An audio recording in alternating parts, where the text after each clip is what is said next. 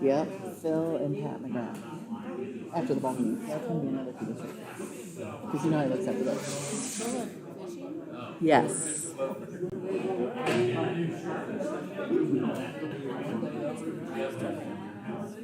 No, you're not.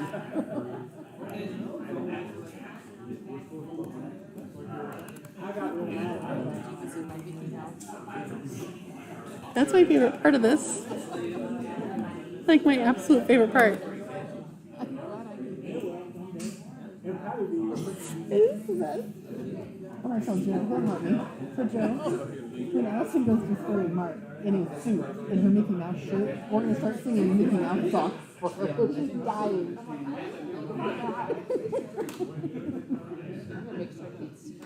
This is important. It's so important. Obviously you knew that. Now I do. And like, really stressed out.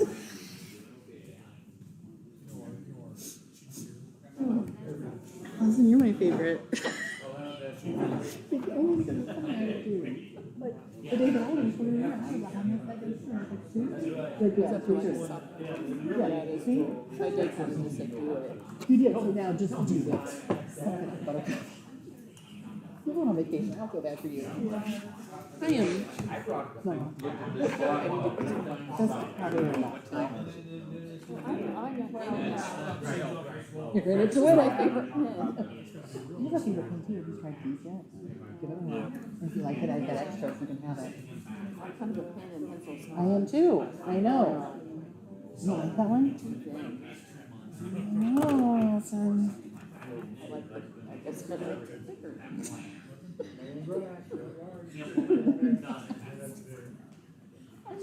You're failing already. You're failing already. Sorry, none of that. I sure hope the meeting doesn't go all night. I'm using the wrong one. Because Al's got it early. She's on vacation, but I thought that was the best I told her when I sing Mickey Mouse songs, and she goes, That's okay. no. What's his name? Will probably forget how to get here. I like him. He's something else. I really do like him. Thank you. Not all there. Yes. I think you're right.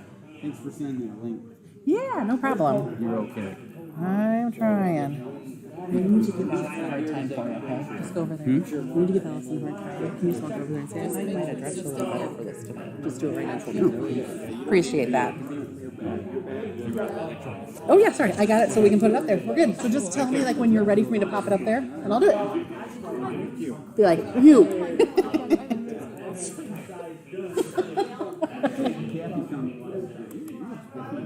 Don't expect this. I said, this is just get it out. I was gonna wear it.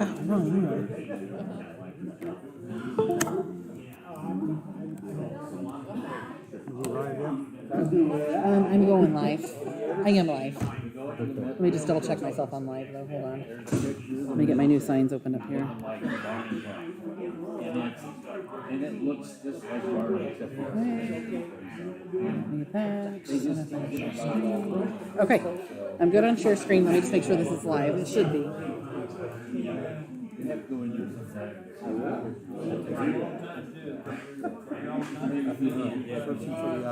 I may have to hear first. I gotta turn my camera on. That's why. Hold on.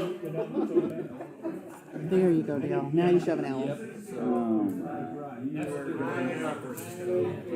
Next time, when you see and stuff, let's be more specific. Swearing police state. Allison, way nicer. I've never been to. If you want to speak, you need to sign. That's what something clicked when I Yeah. saw that. if Bill's going to remotely. So can we do that? Yeah. We're still under the guidance of COVID.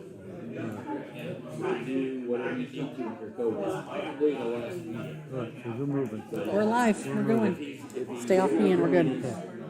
I've got it. I'll swear him in. I don't have a replacement the next 3 weeks. So just be Mark and then Philip. That's why I left it big.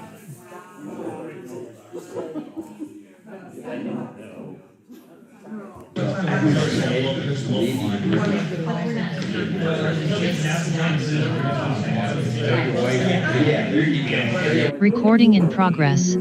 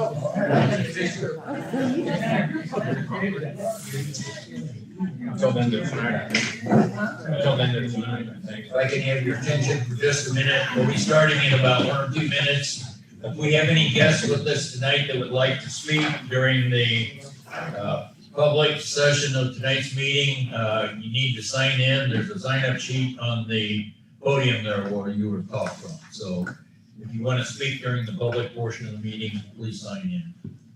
Thank you.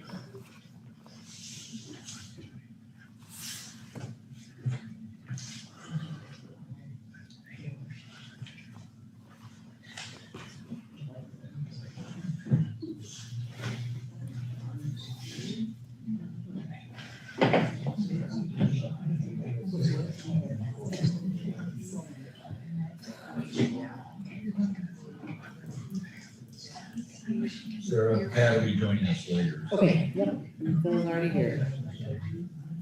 All right, at 7 o'clock, I'm going to call the meeting to order. I'll ask you all to please rise and join me in the pledge. I pledge allegiance to the flag of the United States of America and to the republic for which it stands, one nation, under God, indivisible, with liberty and justice for all. I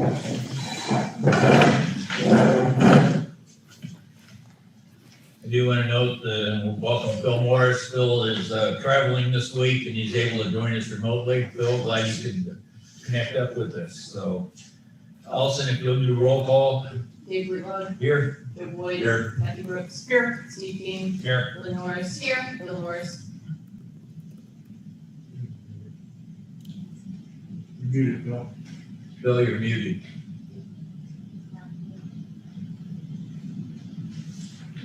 We saw him sit here. Yeah.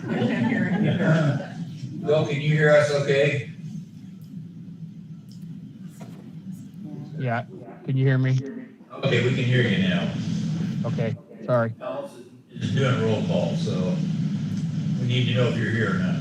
I'm here. Okay. Thank you. My, All right. I'm Next sorry, item my on son hooked me up with some earphones and I'm new at this. agenda, which is the payment of the bills for May, including the last three that Allison, or not Allison, that Sarah gave us the slip on tonight. It is the first Tuesday of the month for our meeting, and it's also the first of the month, so the bills are a little light this month. It's a real tight timeframe to get everything in.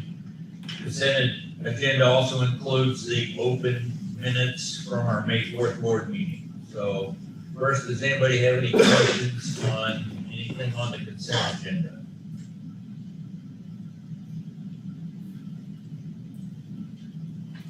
If there are no questions, will anybody make a motion to approve consent agenda items? I'm gonna make a motion to approve the consent agenda. Do we have a second? Second. Any final questions? Not, Allison, roll call. Joe Boyd, Yes. Kathy Brooks. Yes. Steve King, Yes. Bill Norris. Bill Morris. Lynn Morris? Yes. Yes.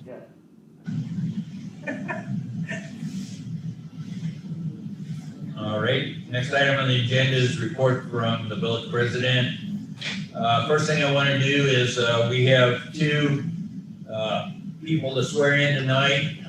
One will be Mark Cotty as our next village police chief. And so Allison, I'd like you to swear in Mark.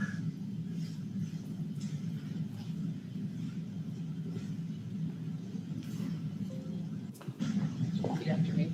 I, Mark Hardy, I, Mark Cotty, do solemnly swear solemnly swear that I will support the Constitution of the United States that I will support the Constitution of the United States and the Constitution of the State of Illinois, and the Constitution of the State of Illinois, and that I will faithfully discharge and that I will faithfully discharge the duties of the office of police chief the duties of the office of police chief to the best of my ability. to the best of my ability.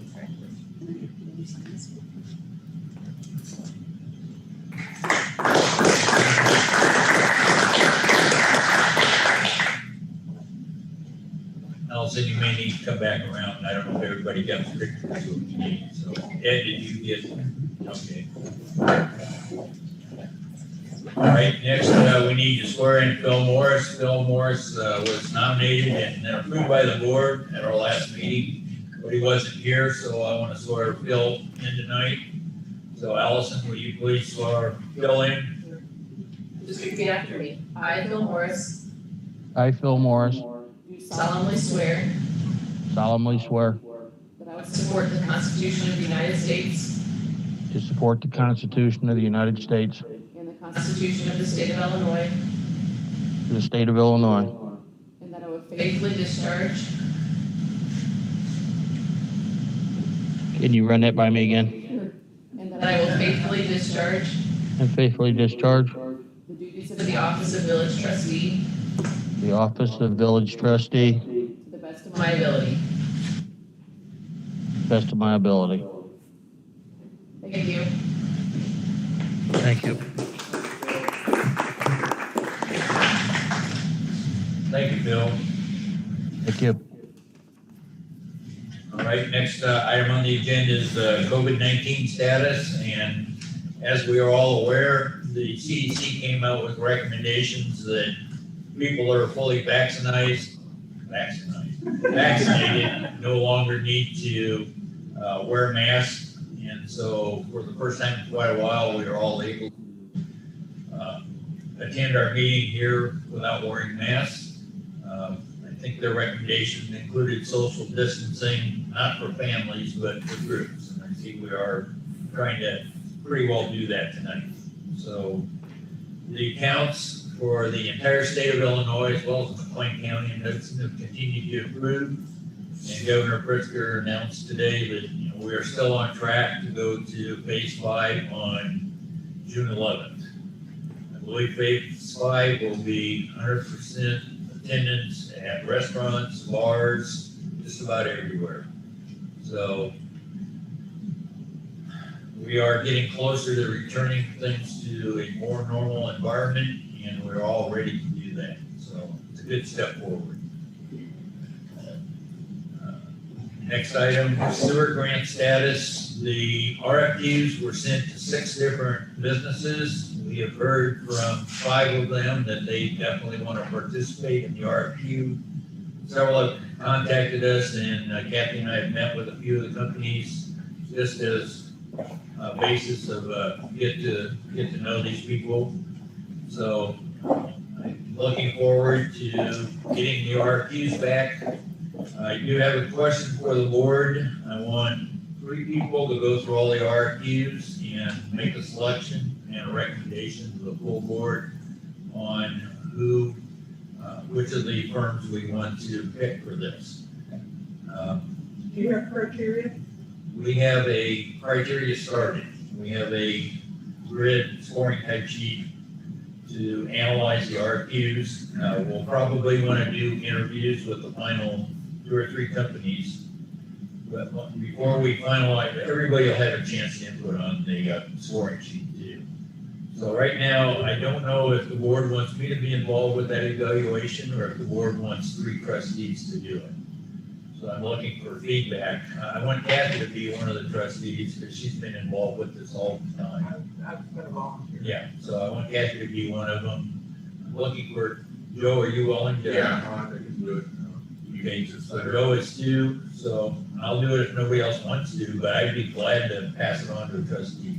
I can do it. Steve, you'll do it? Okay, so we got 3 trustees to analyze the RFQs. I will get the 3 of you the current status of the scoring sheet.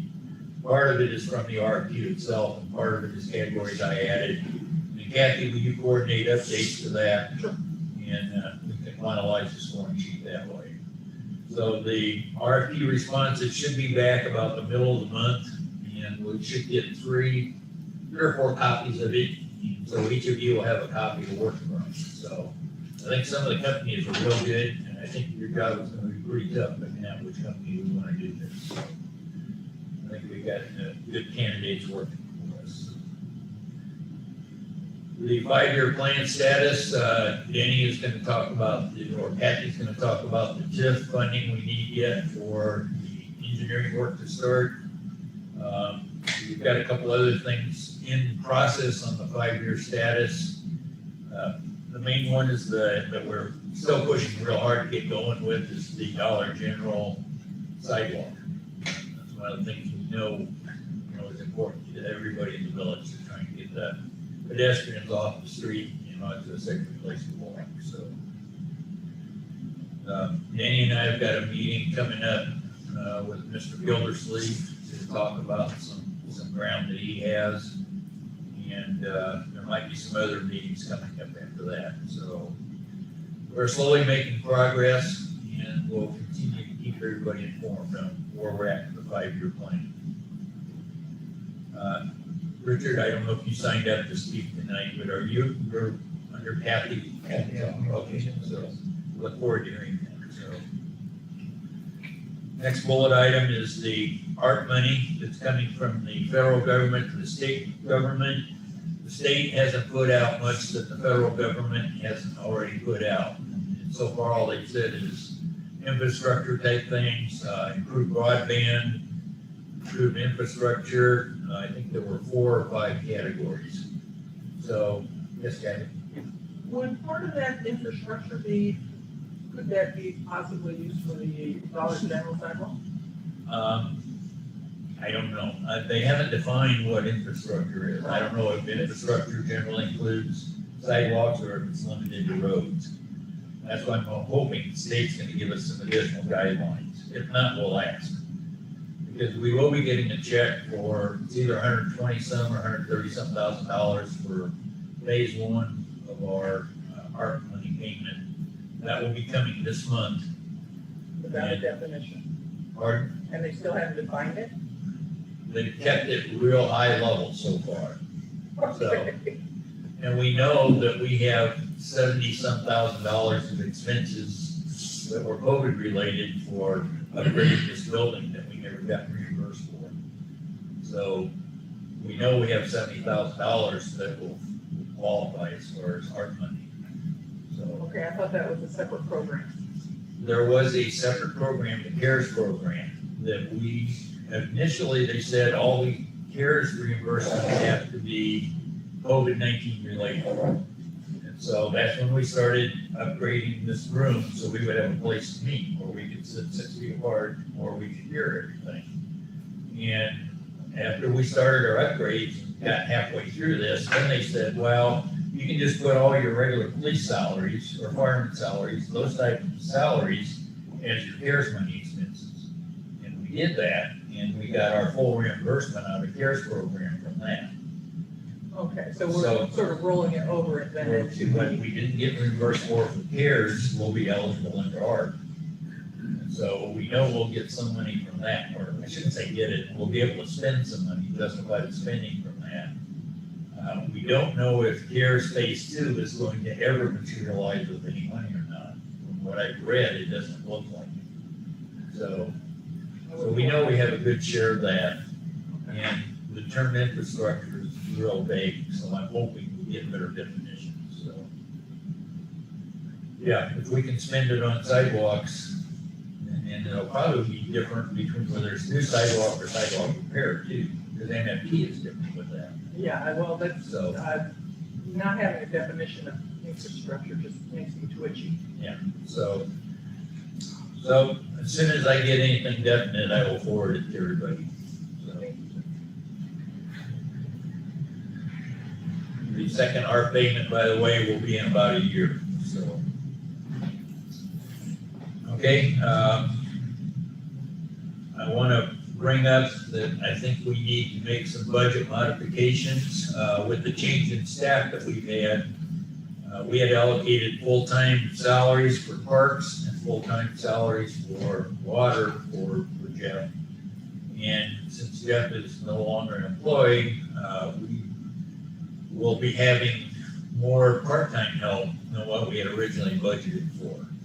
So I would like to see if the board agrees that we need to transfer money from the full-time side of things to the part-time.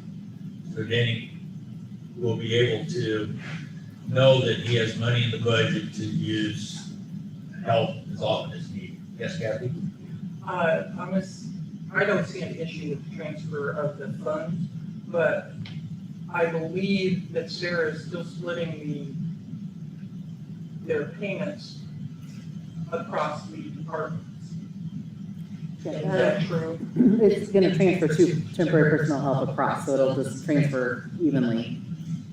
Okay, so there is no temporary part-time by department, or just, There is by department, so right now, we're transferring just to those line items and then even. okay, from just. Separate apart from those part-time, yes. Okay, I misunderstood. I thought you were gonna transfer up all that money to the one department. It's like, No, we're not transferring anything between departments. okay, It's all okay, going from full-time parks to part-time parks, full-time water to part-time water. okay, thank you. So, that explains it. And then each time you go to pay people, you have to try to figure out what the bill is. Well, yeah, and that's the kind of tricky part right now that Denny and I have talked about bringing up. Like with Tyler, he's here and he could be working, like 30 minutes in the water and then jump right over to parks and streets. His is a little trickier, as where Logan is mainly a lot of parks work. So I guess that's something as the board, you need to discuss and decide, do you want it to continue to be broken down by department? But since it's a little different now, Is there any problem with making it one big bucket to make our lives the easier? only difference will be water, we need to keep water separate, but as far as parks and streets, those could go together. There wouldn't be any reason they couldn't, it could just be a temporary personnel line. Which department would he go under? We would just choose which one we want to budget it under, basically, I guess it wouldn't really necessarily matter, as long as whatever it's budgeted at is what I take it out of, so. Can I ask a question? If Sure. Denny is the overall supervisor, can we just let him, those two departments are under him, that line item is his department, how he structures it?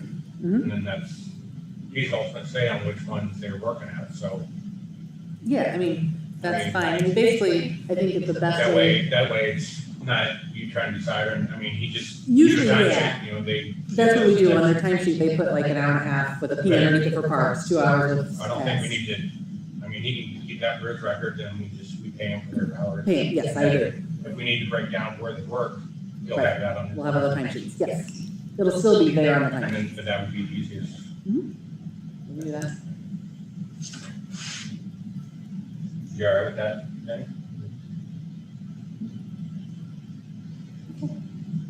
Okay, and Danny has started putting together a to-do list, and I don't know if you sent it to just a few of us or all of us, but there's over 30 items on it right now, so, and I know it's growing, so there is plenty of things to do. So, I'm gonna hand this to you. Would you be willing to make the motion to transfer that much out of the clerks? Okay, I'm gonna ask for a motion, and to just transfer. All right, I'm gonna make a motion to transfer, $17,300 of salaries from parks to temporary services. Oh, wait, Great. And and 25,000 from the water salaries. So total 42,300. It's going to temporary services, Temporary personnel services. personnel services, okay. I'll second that. Okay, we have a motion and a second to transfer funds from full-time to part-time. Do we have any additional questions or discussions? So both of them are going to the temporary personnel services. Temporary Within their personnel. department? But then it's like the water will go to water, and then the parks will go to parks. Yeah, you did good. Motion. Yeah, she just answered it.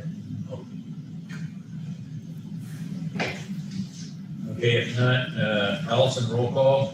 Joe Boyd, Yes. Kathy Rose. Yes. Steve King, Yes. Bill Morris, Yes. Linda Morris. Yes.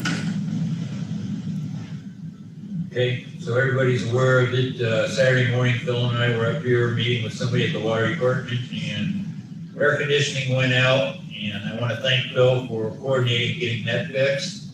You know, Phil put in extra time Saturday and contacted repair people and got that all squared away. So thank you, Phil, for coordinating that, taking care of that.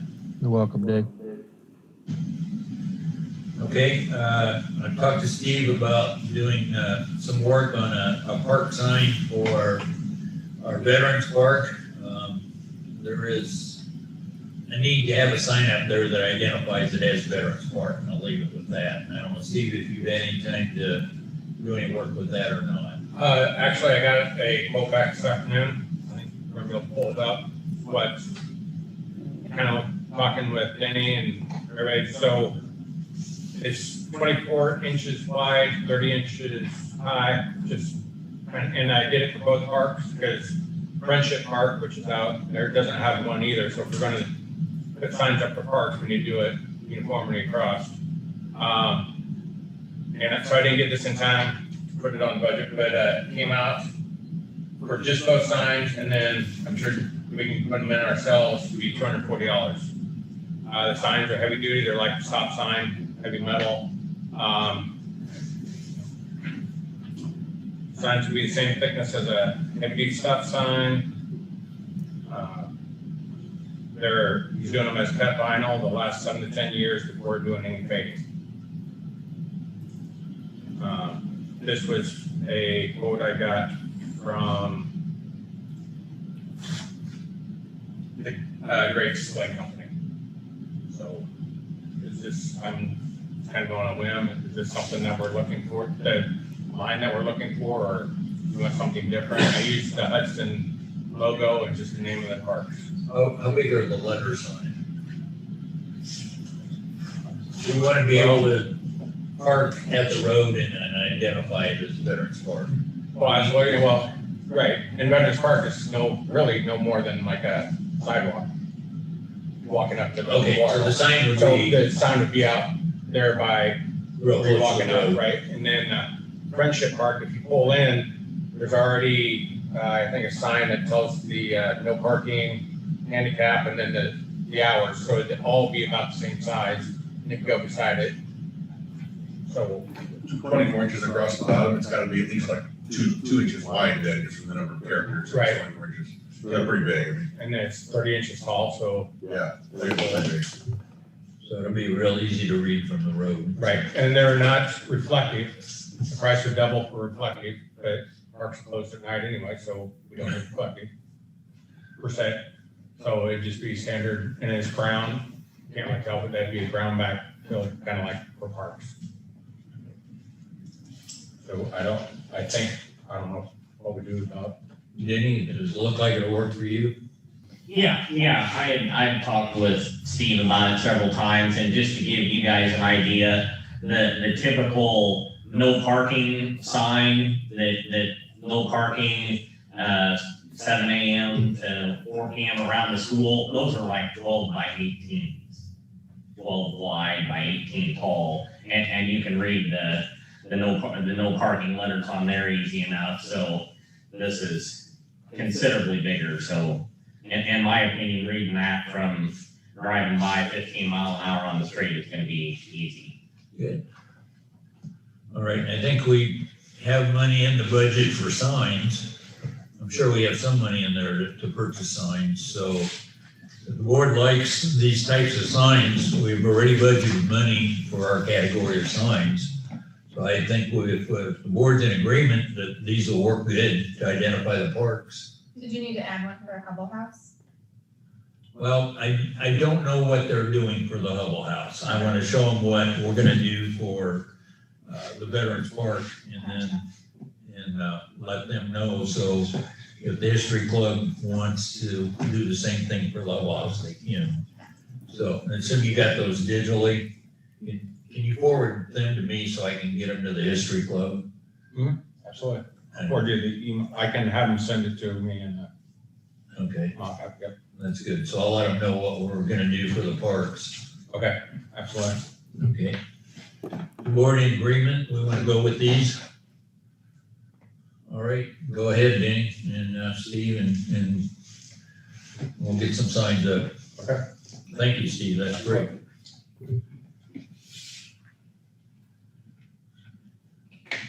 All right, our next item on the agenda is Danny's report.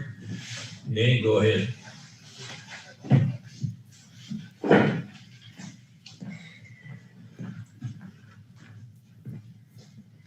Okay,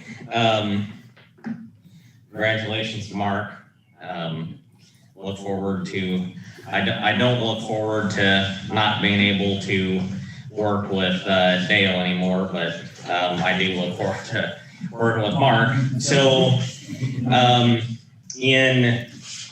I had a lot of water stuff this month. We got the lead copper results back. There was only 2 sites that had traceable copper, but not over the threshold limit, no lead in any of the samples, so that's good. We had the water plant inspection and survey from the Illinois EPA.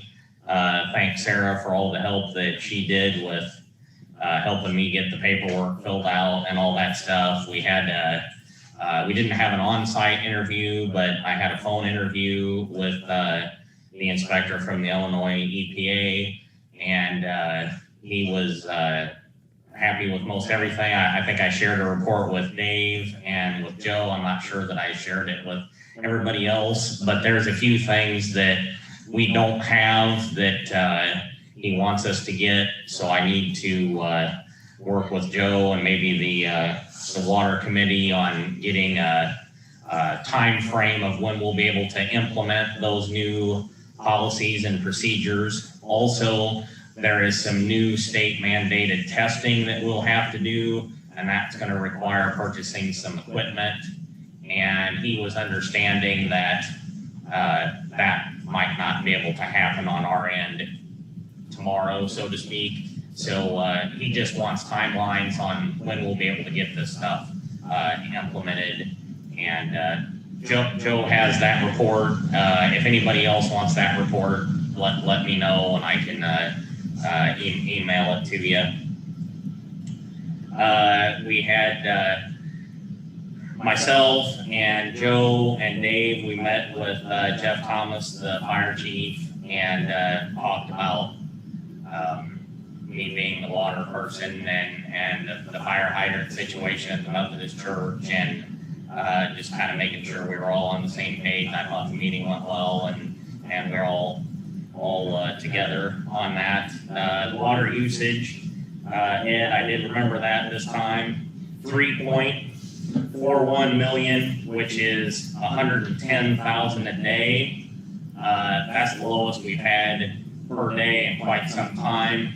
In conjunction with now is really farm spraying season, so there's a lot of trucks that are coming out of Sun Ag over here hauling water. There's one more possible potential leak to explore from Illinois Rural Water. He had said 2 different areas in the same area that he thought there could be something, and he told me to put that on the list to check, but not that it was a major big leak. So when time allows, I do want to explore that. We've been doing a lot of Julie locates, and every time I do that, I've been checking meter pits and the shut-off valves and seeing if there's anything in that lot. Turning all that paperwork over to Carol to keep track of in a spreadsheet. Parks, the zero-turn mower went down. I meant to or tried to email everybody to let everybody know about that a few weeks ago. They're still waiting on a part for it to come in and said it was going to be like $1,000, $1,200, something like that to get it repaired and up and running. In the meantime, Jeff Emmert has let us use his zero turn to help keep up with the mowing. So, like I always say, be sure to thank the folks over there at the township. Met a couple times with Steve and talked about some, Dave alluded to my to-do project list thing. Let him know some things that I saw in the parks and invited him to go check some of those things out. And I think he's going to maybe talk about some more of that later, what he saw. The folks showed up last week to crack seal the basketball court down here, and I think they're planning on coming back later this week or next week to put a seal coat on that and work on striping that. I believe that was in the plan on the parks side of things. Logan has graduated high school now, and he is now another part-time helper that I had, and he was starting to help me do some things this afternoon. In the streets, I've been busy in the parks and the water, so the streets, I haven't quite been there quite as much yet. I did start to do some tile cleaning with the jetting company. They got called off on an emergency. They're supposed to be back again this Thursday to clean out some more tiles. And then the limb pickup, first Monday of the month, is actually going to be this next Monday. We're going to try to pick up some this week. I did see that Lynn had a huge pile, so she was like on the bottom of my list, and then I saw it was gone, and now she's like on the top of my list. So, and then in the zoning, the permits have definitely been going, and I went to the planning commission meeting and kind of had some good conversation with them about 5-year plan questions and where I know from our end and my end that we're trying to move forward on. So I think I've maybe emailed everybody my list of things I'm hoping to do. So that's all I have. That's a big list. Does anybody have questions for Denny? Did anyone compliment you on everything you're getting done and how you're getting things organized and working through the water challenges? So thank you for doing a great job. All right, next on our list is Village Marshal Dale Sparks. Any gratitude in your hands, I don't have near as much as he does. We're back to full force, and now Mark will be back with us in a week, so we'll be getting a little bit more patrol time, and hopefully Mark will have quite a bit of training to take care of once he gets on board. But everything's going well. Building I took care of, so the roof leak is done, the ceiling patch is done, this patch up, and board members, I invite you into the conference room. We got our new table delivered. So it's part of the COVID program.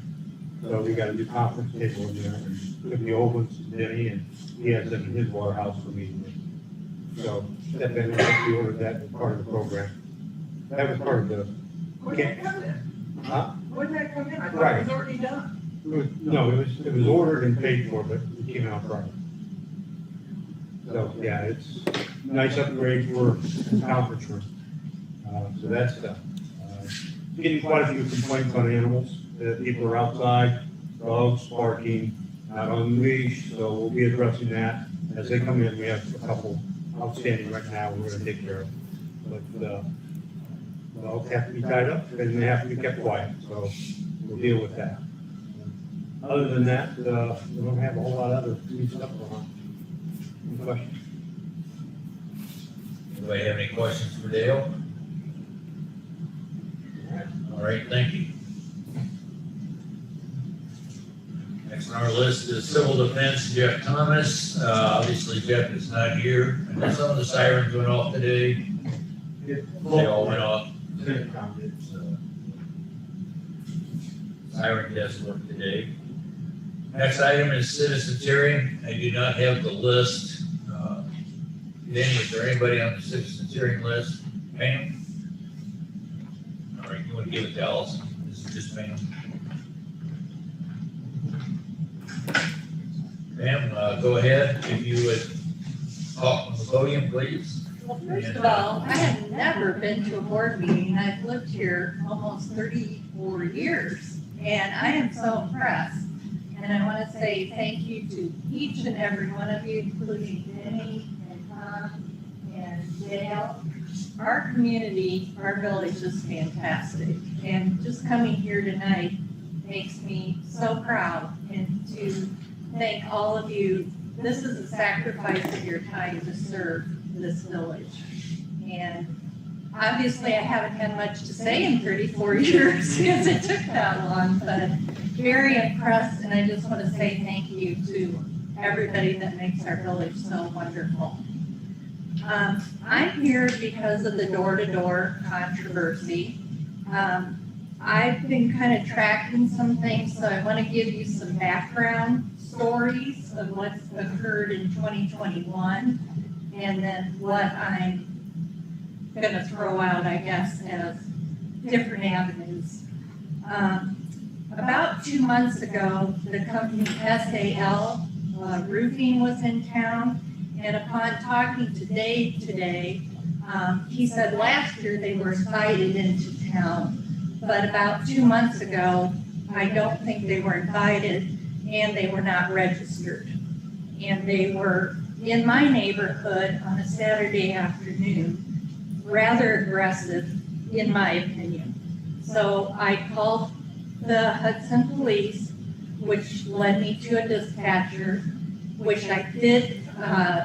The company was on my street. I saw the county person come, talk to them, and he left, and the two men continued in the neighborhood knocking on doors. So it wasn't a very good ending for my opinion, and I thought the county must not be aware that the Village of Hudson has a registration ordinance. I think somewhere after that I talked to Tom, and I believe on that day he was able to track them down, and I think it was a Saturday, and he told them in that period of time that they were here, there were no door-to-door sales allowed still because of the virus. So there were two little things, or that's a little going on. So he told them on Monday, we are opening door-to-door again. You can come get your permit. And I talked to Tom today, and he said they never came back. So I found that interesting. And the part that bothered me was they had this drone, and people on Facebook were talking about you need a permit for a drone, and somebody even specified a particular number and letter, and they would talk to a person, but then their drone would fly over the neighbors without permission. And as people were saying, I've got small children, I don't want them filming my backyard, what are they gonna do with it, et cetera, et cetera.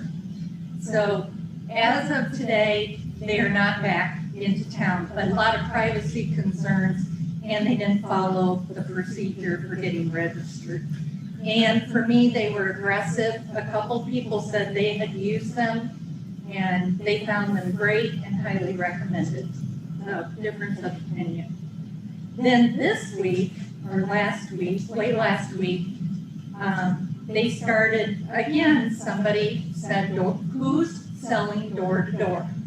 And that person on Facebook just threw that out there. And several people started addressing that. Zach McGrath said, Ma'am, I forgot to tell you, there is a 5-minute time limit. Okay. So I don't want to cut you Okay. short, but. I'll talk a little faster, thank try you. and- try and I get to appreciate the that. points. Okay, Zach brought up who's in town. I told him about the permit. He said they rang the bell twice, the kids were asleep.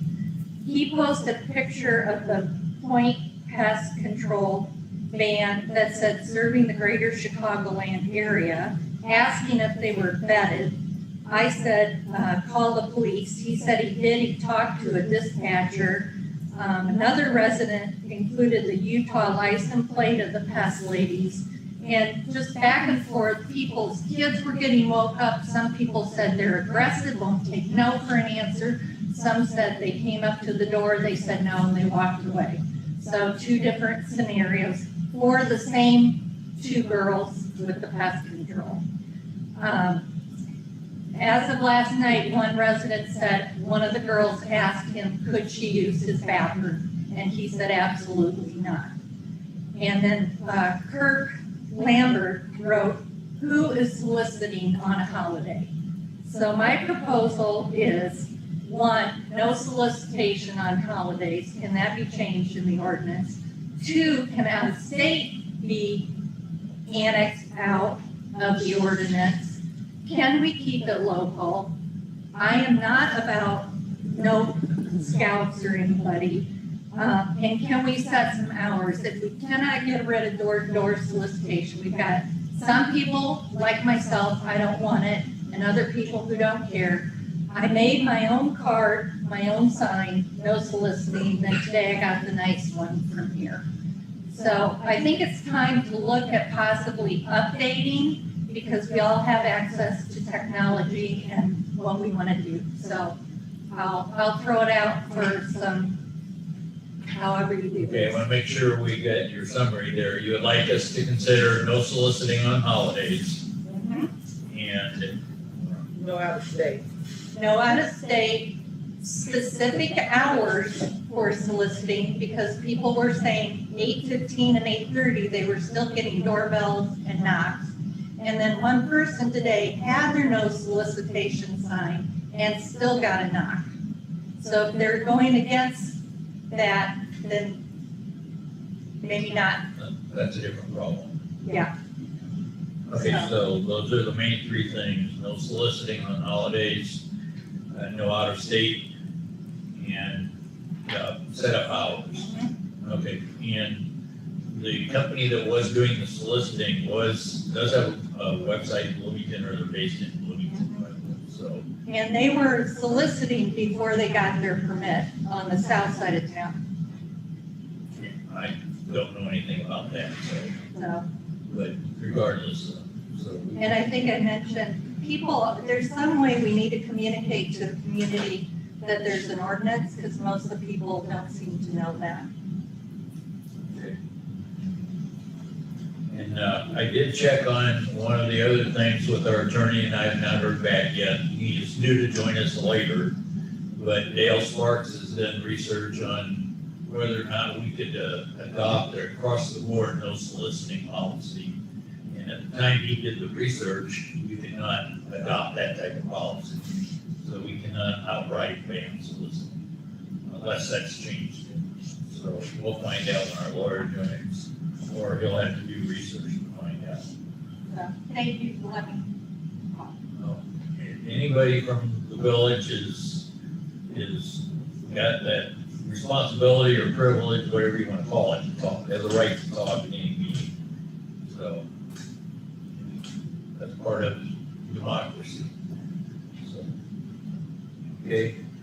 So, and I'm going to tell you now, it's not on our agenda to take any action on this tonight, so we can discuss it, but we cannot change our ordinances or anything. Understandable. Dale, do we have hours on our solicitation policy? Do you remember? Try to restrict it to daylight hours, summer's longer, wintertime, you can't get out before 5 o'clock, you know, it's done.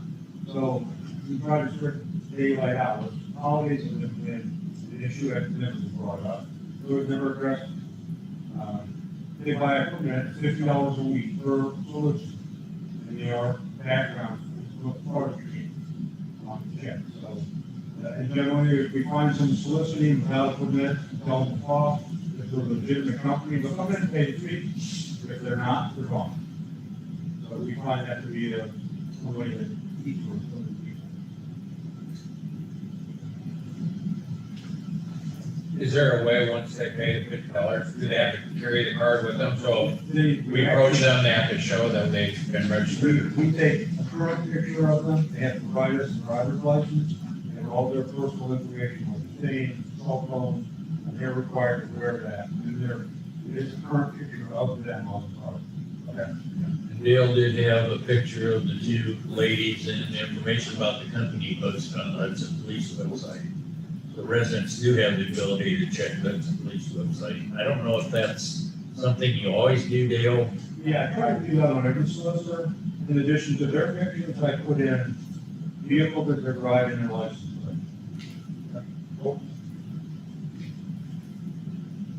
So right now, I think the police are doing everything they can ahead of time. On the ordinance, instead of just saying daylight, can we make business hours for solicitation? I mean, can you get it down to you can only do it within these hours? We could address that, yes. You know, Just again, for, that way it's cross the board, 365 days, when you can, you can. yeah.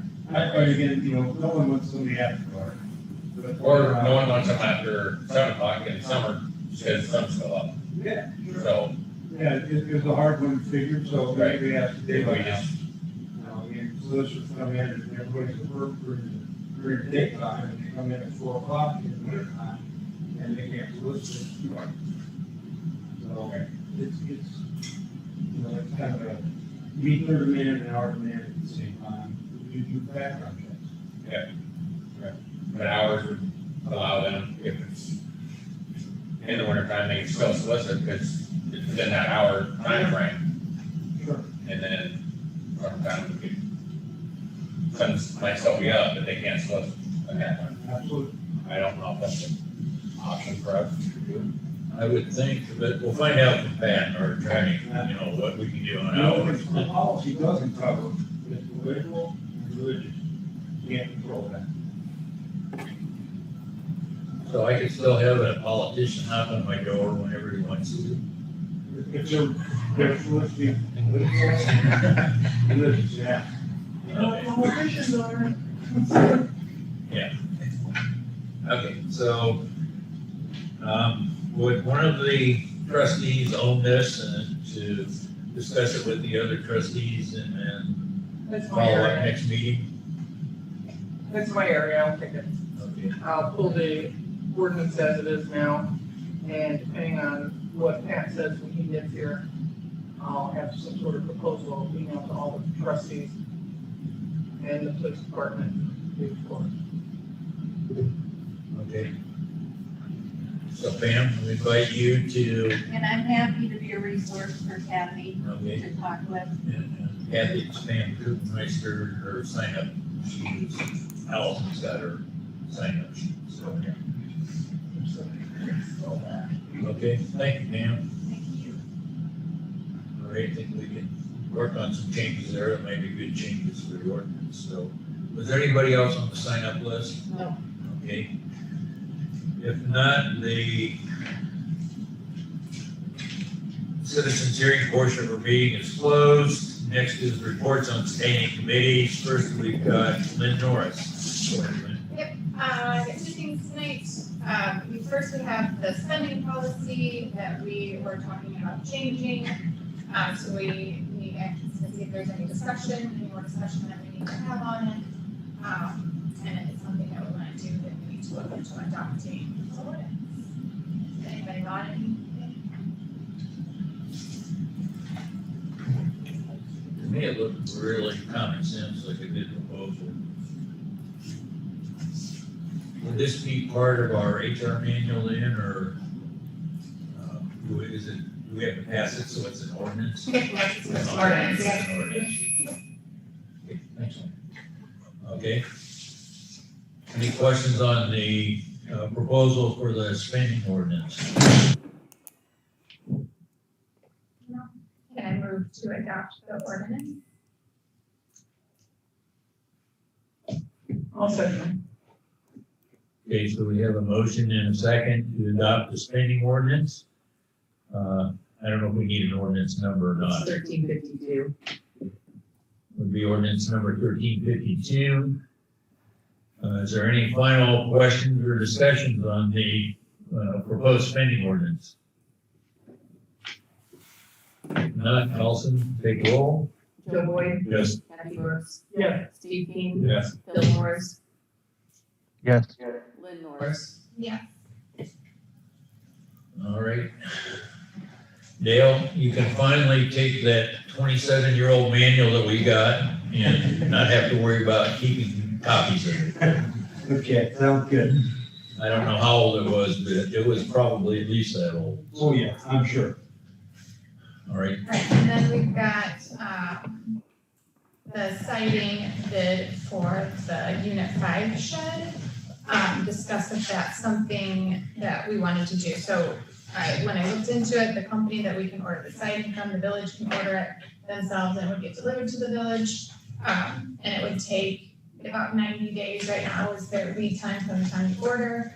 I also talked to the Unit 5 head of maintenance and he said the September time would be a perfect time for them to be able to do it. Now, I'm assuming they've got to get permission from their board for them to be able to do that. So, just finding out this is an option that we wanted to do, and then I can let him know that we're on board with everything, and then he can get permission from them. And what was the total? Yeah, the total was $3,091.58. And that would be for all the siding and, everything needed to be able to replace all the siding. All right, so what happens if the Unit 5 basically reneges on the deal? Right, if they say they can't do it, yeah, good question. Right. I can find out about being able to cancel the order if they find out if they can't do it. Okay, I think it's a good idea, I just, devil's advocate. Yeah.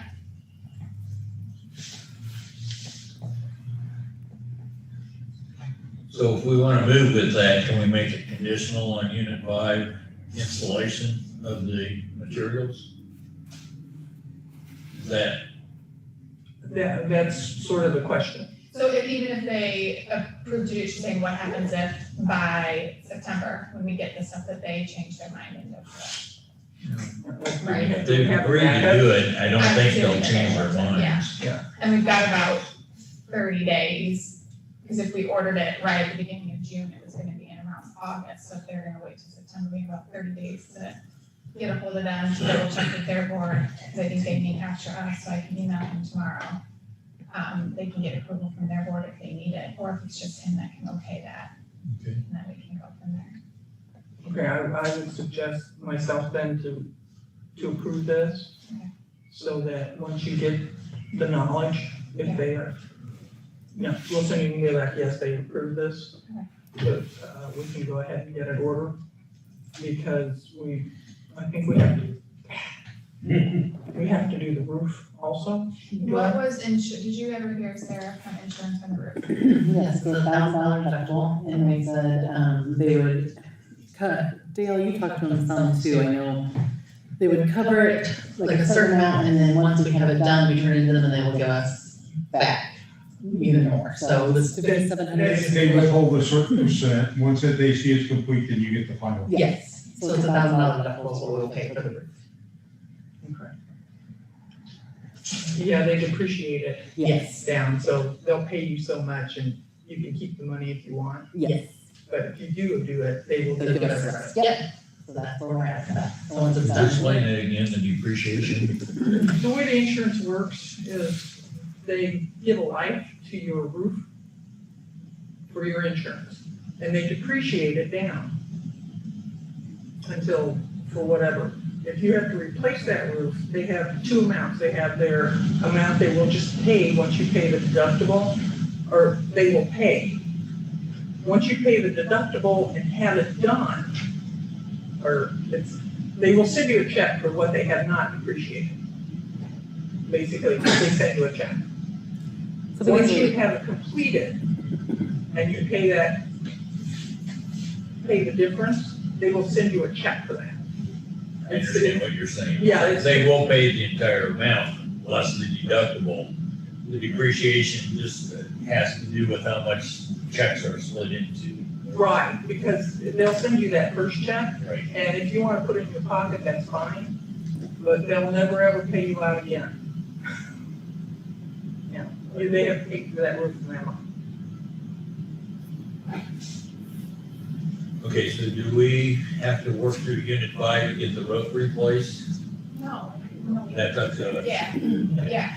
Yeah, Dale already had a contractor come out and do a quote and everything. I think that's, that's all. Yeah, on that. Do we need to bid it, or is it? If it's under 25, we do not need to It bid was it. only 5,700, so we're good. So it's pretty reasonable, so. Okay, so is it a local company, somewhat local, that Dale on the road? Actually, somebody that Denny worked with, bid permits and recommend. Good. I mean, somebody Denny would, like, So somebody that we have experience with. There's a lot of work here in town. So we've got two different things here. One, we need to decide whether or not to move forward with the $3,109 bill for the siding.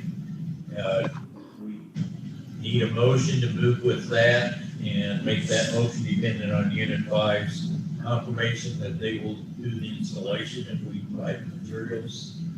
And was that also going to be part of the TIF funding? Actually, yes, So that would we be. have to order it and pay for it, and then we turn the bill in to TIF. So that would be a second motion to put it under TIF. And then the third motion would be to proceed with getting the roof replaced at a cost of $1,000 to the village, which is just UDW. So we've got three different action items. I think let's just do three motions to keep it simple. Okay, I'll start. Well, can I ask one question on the roof? It's more than $1,000 to go. That's, what's the installation of the roof? 57. The whole job was 5,700. But that's insurance. But the insurance will cover it all, other than the $1,000 deductible. Okay. Yeah. Sorry about that. No, good question. So if I did real quick, so the only thing on the agenda was the siding. So I don't think you can approve the roof and whatever we just talked about. We could do the siding tonight, but we can't approve the rest. Because it wasn't It's the, on the agenda. Thank you, Allison. of the tip. So we wait to get TIF on next.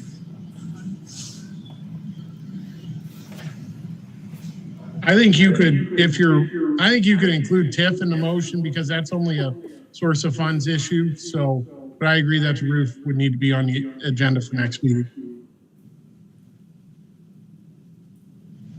Okay,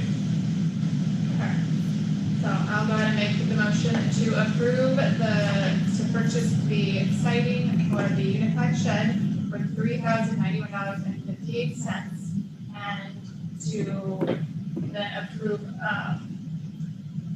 the remainder, it would just be that amount. Contingent upon unified. contingent upon Unit 5, approving to do the work for the siding on, and then for the TIF funds to then be used for. Yeah, we submitted it as a TIF expense.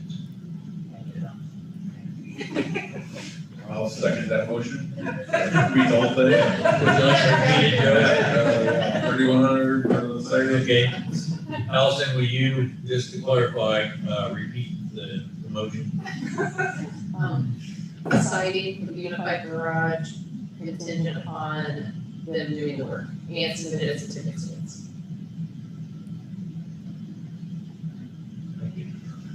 All right, so we have a motion and a second. Do we have any additional discussions or questions? If not, Allison, roll call. Joe Boyd? Yes. Kathy Brooks? Yes. Steve King? Yes. Bill Morris? Yes. Lynn Norris? All right, Lynn, will you put on your agenda for next meeting to do the roof? Okay. Lynn, you got anything else you want to bring up? Okay. Very good. Next is Street Department, Bill Morris. Dave, I don't have any report this evening.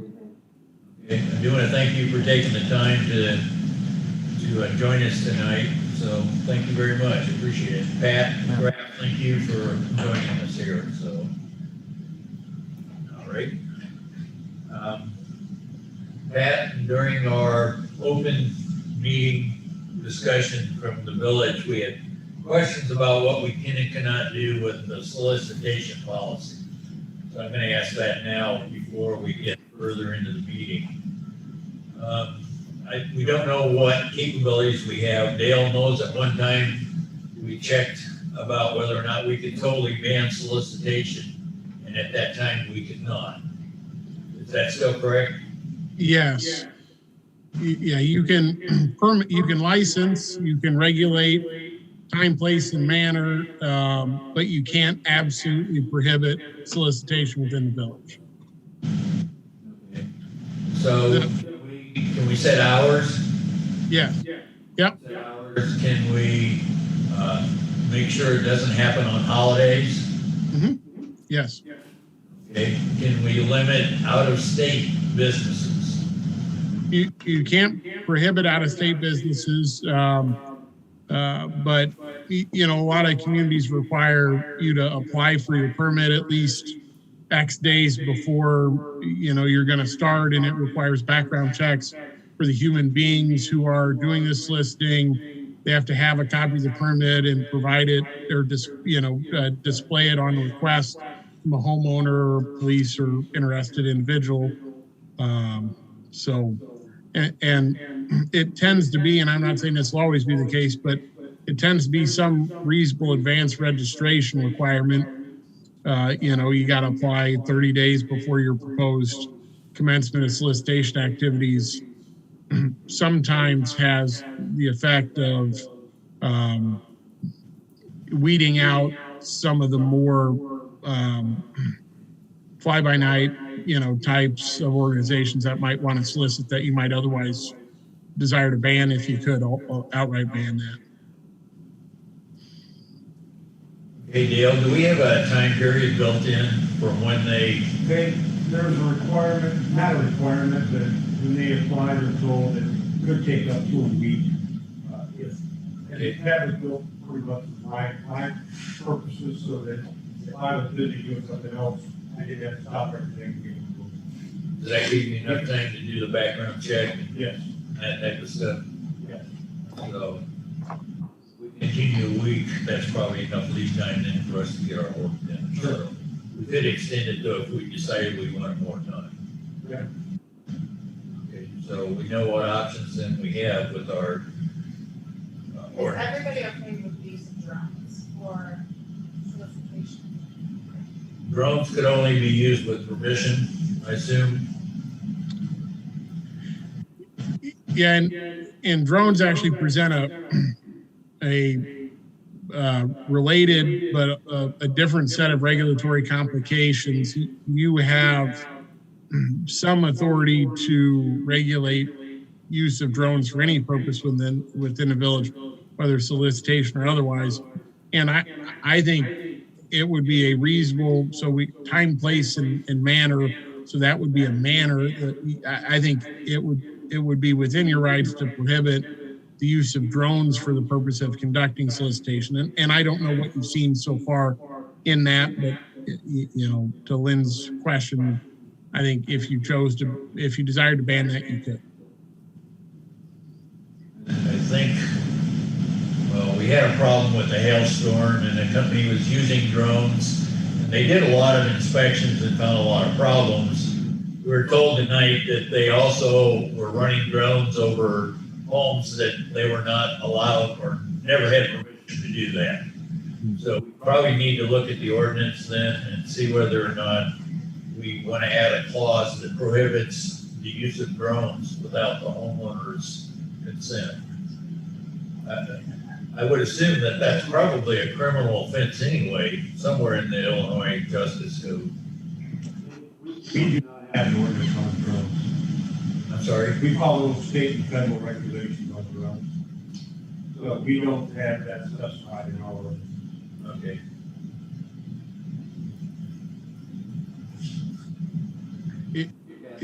I could, Yeah, I don't know that. So if we got questions on drones, Pat, Kathy will be contacting you on that. okay, Updating that ordinance, so, sounds great. okay, thank you. I know nothing about drones, except they're not supposed to be mocked. All right, our next report is from Ordinance and Zoning, Kathy. Okay, the first, thing I want to say actually is, I was in contact with Glenn, our TIF coordinator, I guess. And for public works, for the village, in order to use TIF funds, we do not have to have ordinance. It just has to be paid and then submitted on the form that was sent. That's just an FYI for everybody, because I wanted to make sure, because it's different, it's a different piece of it. They're the same funds, but it's a different use. It's for the public, which I thought was cool. But anyway, the first thing is the report to the board from the planning commission, the meeting from May 24th. Richard, Glenn? So as Kathy said, we had a meeting last Monday for the planning commission. 3/4 of us are here. More couldn't make it. He had a prior engagement. So we had Denny. We invited Denny to come. We had some questions that we've been batting around in during the planning commission meetings, and so Denny came, and it was a real good interaction with Denny about the things that he has going on pertinent to phase 1. Specifically, a lot of questions around the sidewalk to Dollar General and the concern with how long that's taken to get that put up with Dollar General being out there, and especially now since school's out and all those kids with bikes. So it's a bit of a concern for us still. Denny provided us some timelines where he's at, what's going on, so we have a real good understanding of where that's at today. Kathy was there, and we grilled her a little bit on the sewers and the sewers, how that's going, and so that brought another question up about who's the official trustee for the sewers, or have we decided on one of those? Because that's kind of that's like the number one thing on the list at this point, and so we're struggling with the sewer, either sewer trustee or group, those kind of things, are where we would go to as that moves forward. That has not been assigned or agreed upon to a specific trustee yet. Is there any ETA or any thought on that? That's Yeah, kind of next month. Okay. That was good, because Kathy was kind of like,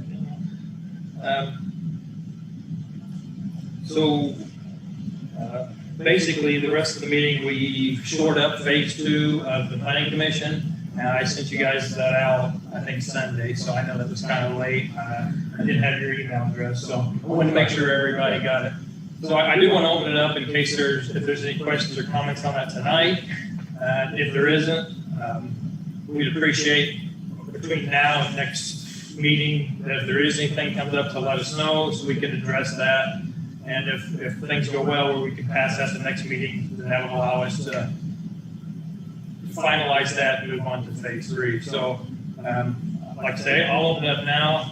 I've got the range trusts here, so if there's questions, or any kind of comments around that we need to, if anything needs clarified or whatever, we're definitely wanting to get that out so we can start working on the next phase. So I don't know if you guys have time. I meant to send it earlier before that weekend, so.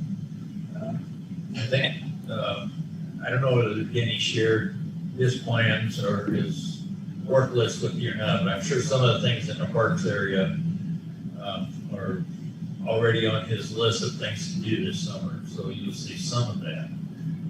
I don't think you'll see all of it, but a good portion of it. So, and when you say landscaping, trees and plants, I'm not sure, do you have specific parks, or are you just looking at more trees in general, or So what the thought was that they would focus on one park every year, right? So you pick a park, whichever one looks like it needs, like, it's the landscaping kind of stuff where the kids play, the wood chips, those things, do we need to replace those? And whichever park is in the biggest need would be the park we would address this year, and then next year, and it just becomes, every year you do a park, right? So every 3 years, all parks get they get a facelift update. Obviously, if something breaks or if there's some needs, we address those right away, but then it's on a cyclical basis, right? So we don't have to keep thinking about it. That just becomes second nature. Every year, we get a park this year, it's this park this year, next park, and it just rolls around. And that's kind of the discretion depending on what park and what year that is or what needs to be done, right? Does it need paint? Does it need anything? Maybe it's very minor that year. Maybe there's some tree trim that needs done, or we got a dead tree that needs cut down and plant a new one in ways. Things like that, just to kind of keep those parks up and just progressively keep them from having to be like all of a sudden, we got to redo the whole park. Or if we do a little bit each year, then what happens is you just continue to keep them refreshed as we move forward. So that was kind of the thought process with the park and just the overall view 1 year.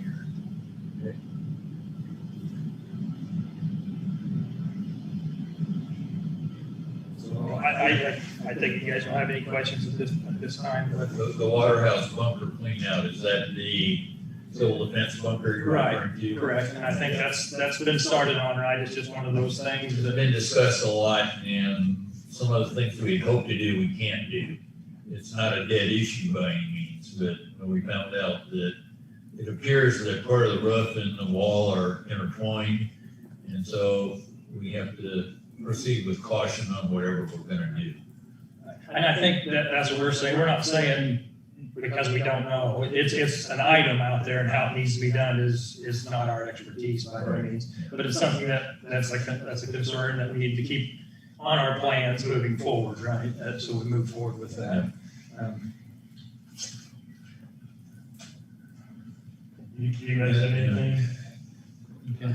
When you talk about potential size issues with the water lines, I'm not sure. So some of the water lines, especially small or right, especially in Old Town, and this was some discussion we had with Denny when he was there. Some of Old Town has really smaller lines compared, like up to as small as 3-inch lines running through there as compared to some of the newer areas that have 4 or 6-inch lines. So the thought is, when you do a repair, that's the ideal time to update at the same time, right? So, and then maybe not only do you repair and update where you're at, but you also do the next block, because you know that's coming, and it's like a one-time. You do a repair and an update at the same time. So Denny's aware of some of the areas, but I think we'll run into them as we go. And so it's kind of an awareness, right? As you get into something and you find out, hey, this would be a good opportunity to update to current code or to the sizing or something like that, then the plan is to keep that in as part of the process as you move forward when we do repairs, whether it's a water break or whether it's an update for something, and then you get in there and find other stuff need to be done as well. So kind of our focus in some of that is that across the board, like when we're doing something, does it make sense to not just fix it to that, but also look to the future and try to update that to bigger, right size, meet code, things like that. So we had some discussion with Denny on that kind of topic across the whole board as well. And like I said, it was pretty good. We had a good discussion. Our meeting lasted fairly long last Monday, so it was definitely worth it. So I'd like to get any questions funneled back to us so we can address them. And then we get everything addressed. I'd like to be able to put this out for July to the board to approve it as phase 2. What does that mean? Approve this as phase 2? Like we say we're going to do it, or what? I mean, I don't know that we budgeted for some of this stuff. Right. So phase 1, we brought the phase 1 at the end of last year and said, here's our 5-year plan, phase 1 of what big items need to be done in the village, right? And instead of including this big long list that we have, we wanted to modularize that down to sizable chunks to address, right? So phase 1 was approved last year. So now we're on to phase 2, and this is the same thing. This is the Hudson Plan, phase 2 part of Hudson Plan. So just because we're not done with phase 1, don't mean we can't pick up phase 2 items and be doing those simultaneously. And then we'll be looking at phase 3. And it's basically looking at this big list of feedback that we got and when we drove around things of the village and putting it to a plan. So this could be a 20-year plan or whatever. We just started with 5-year with those first 3 because that was a near time focus. So we're trying to not necessarily time box it, but we're going with phases and we're putting them in smaller chunks in phases so that they're easier to accomplish and get through those versus a huge long list that you just don't seem to make progress on. But I mean, you're saying you want us, I don't remember the words you said, but you want us to approve this or something next month. I mean, I don't know that we have the money for this. So what do you mean by approve? Just say we'll look into it or try to find the money or what? So a plan is basically saying, what do we want to do in the future, right? We don't know whether we'll have the money or not, but these are things that we see in the future are going to have to be done. And we're not putting them in a budget for 2022 or 2023. We're just saying these items are things that we see as a village that we need to make sure that we get accomplished moving forward. And it's an improvement or it's meeting code or it just makes good sense to keep the village up. So we're not saying that we need to have X dollars budgeted 2022, 2023 for these items. Because some of them are going to happen by default, right? We have a water main break, and then we'll do the update there, and it'll take care of some of those. And some of those will have to be a plan where there's work put together. We're going to consciously, like the sidewalk and this, or we're consciously trying to pursue this work and get it completed. So and like any plan, right? It's going to change. It's going to morph. Things are going to get more important than others. Things are going to, kind of boil to the top. So what we're looking at is just saying, as a board, we agree that these are good items we want to do moving forward. We'll address them as we move into phase 2 in the years to come. Okay, great, thanks. Yeah. No, I want to thank the planning group. I think there's some good stuff in here in phase 2. And, overall, I think it's real good. The part about trying to find an organization to take over some of the responsibilities is going to be tough. Well, I think we have people within the community that are willing to volunteer to do certain work. How we do that and how we can get them folks engaged. How do we make that known, right? We have this thing that we have this work or this piece of work that somebody can do. How do we put it out there so that people who are willing to do those things, the keeping of the flowers around the signs coming into the village and stuff. There may be people who that's what they really want to do, but don't know there's a need for that, right? So I think that's kind of where we're coming from is trying to figure out the sweet spot where we can get other organizations or, just groups of people or somebody who likes to do that engaged. And then that frees up the village from the work and the time and potentially funds as well to do that. I know one of your members volunteered to paint some of those signs in town. We really appreciate that. And we have not dropped that broken sign either. We know that's still on our to-do list. Just right now, we're kind of busy with a lot of things. Well, I know there's been discussion from other people about, what can we do? Is there things that we can do? That's great. As you read through that, if questions come up, please let me know. I'll pipeline to these guys. We have discussions about that. We exchange emails and definitely if you need clarification or just if we need to pull something out there. So just let us know. So it's the next step with this to present it at our next meeting and then the board approve this as far as being phase 2. If I get any feedback, then I'll make sure that as we discuss feedback, that it gets sent back to the whole board saying, we have a question on item 2, here's the question, here's what what our direction thought was.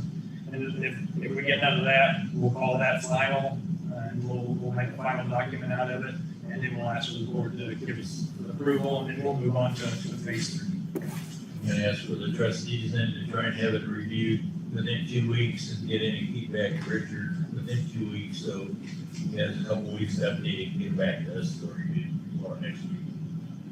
So take a look at it, get feedback to Richard within 2 weeks. Appreciate you guys meeting. I appreciate you to work on this stuff.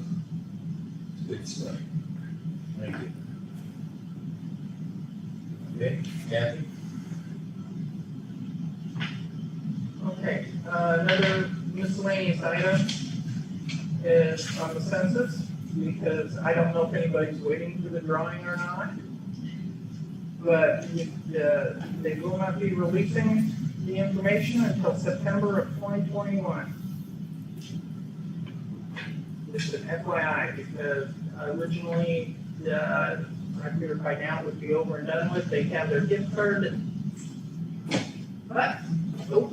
We still have the entries, don't Yes. I got it. we? Okay. Sarah was my organizer. Thank you. Okay, the next thing is discuss and vote on the sidewalk for Dollar General. Jenny has already submitted an engineering quote.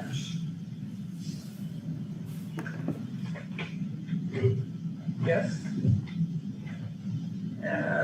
It's for surveying and engineering of $11,500. If you don't have it with you, that's fine. You sent it out May 13th, sorry. Paperclip, get the date. But anyway, of that, approximately 7,400 will be TIF and 4,000 will be non-TIF, which is already in the budget.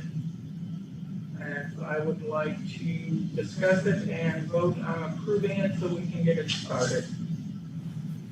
Because as they say, school's out.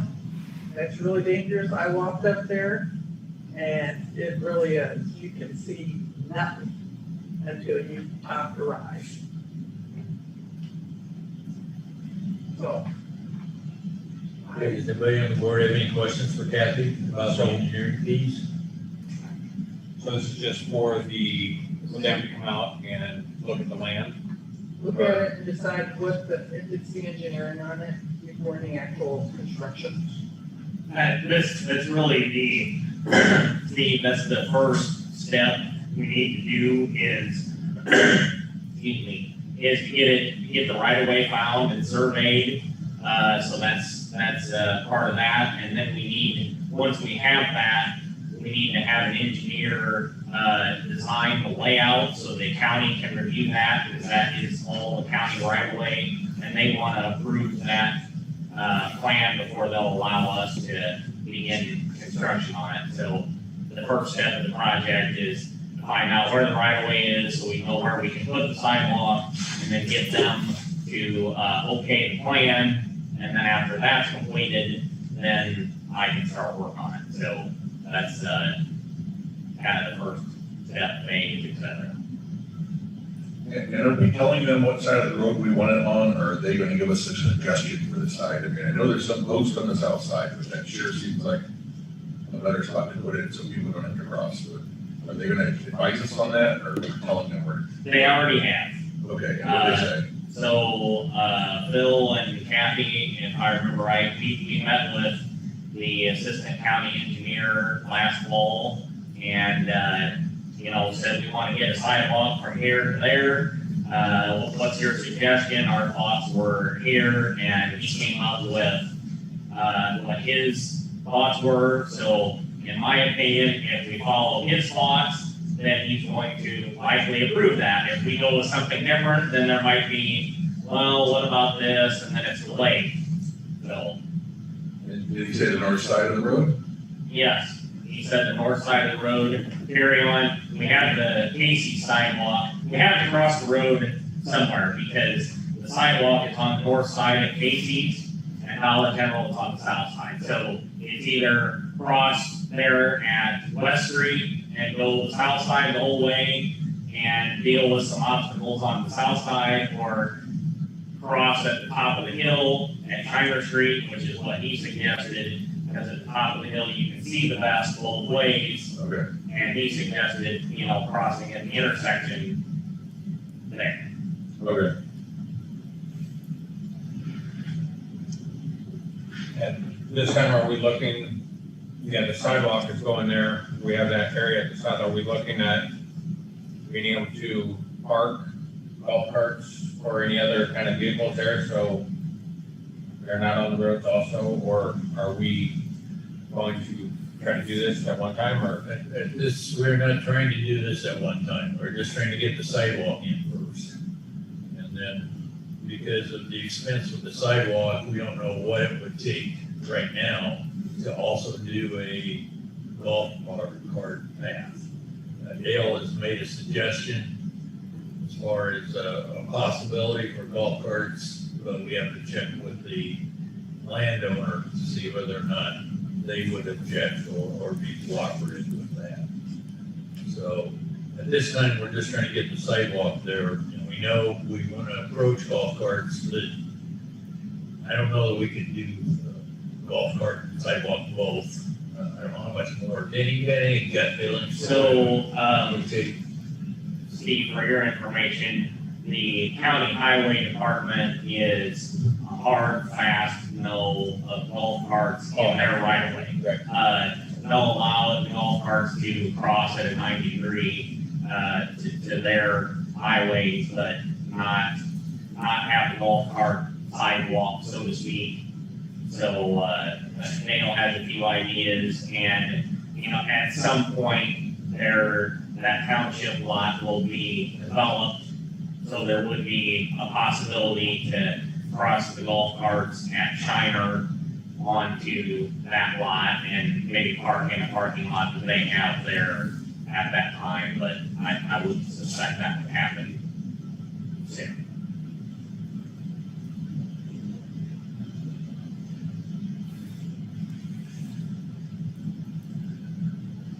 Okay, Kathy, Yes? you brought it up. Do you want to make a motion now, Yes. or? I'd like to make the motion to approve for the surveying and engineering for the sidewalk from Casey's to Dollar General. I'll second. Okay, so we have a motion and a second to approve the engineering costs for going from Casey's to Dollar General. Survey. Steve, I don't think that gave you a good answer on your question that you had on the golf cart stuff. Danny, do you have any other comments or thoughts on that? I don't like the way I answered you, but I don't know that we got a good answer for that. I think that Dale has an idea of something to check into that I think you know about, Dave, but to be honest, I haven't spent any time really thinking about how to handle that, other than I just know that through talking to the county, it's a hard, fast no. So I'm just trying to move forward with the sidewalk and baby steps, so. I will approach the township too about their ground being possibly used, but I'm 80% sure they're not gonna be on to that, but I will approach them about it, so. Okay, so we have a motion and a second to approve the engineering costs for the sidewalk from Casey's to Dollar General. Is there any additional discussion on that? Not, Allison, roll call? Joe Boyd? Yes. Kathy Brooks? Yes. Steve King? Yes. Bill Morris? Yes. Lynn Norris? Yes. Okay, since the planning commission already brought up the volunteers for the village, I wanted to put that on the table for discussion, because we have had a member of the planning commission that was willing to volunteer to do things for the village. And, Pat, my question to you is, all right, do we have to, how would we do that?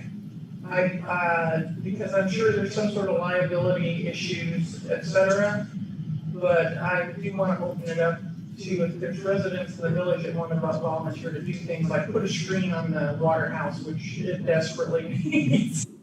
Yeah, things like that, because, the more the village residents are involved, the more pride they take in the village. Yeah, and believe it or not, for the most part, you're pretty good setting them loose. Only exceptions would be climbing ladders, higher risk activities, which is, I think, beyond the scope of what you've suggested to be volunteer activities. But your liability insurance that you have would cover if a volunteer were to be injured.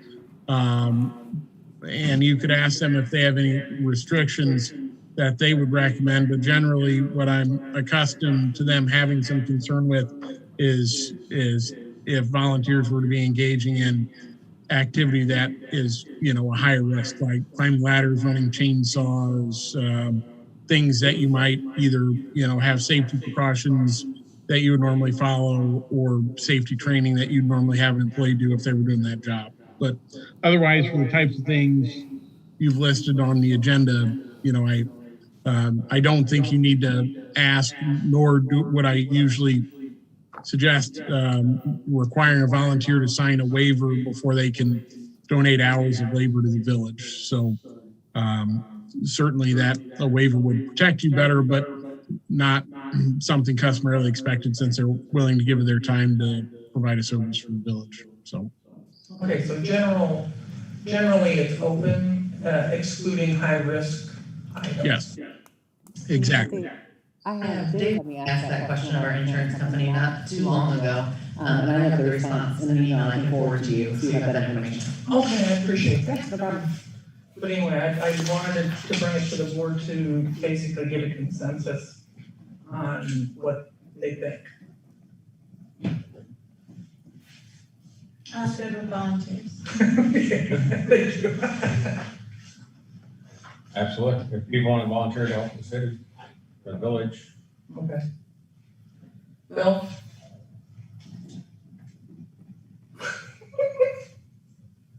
Yes.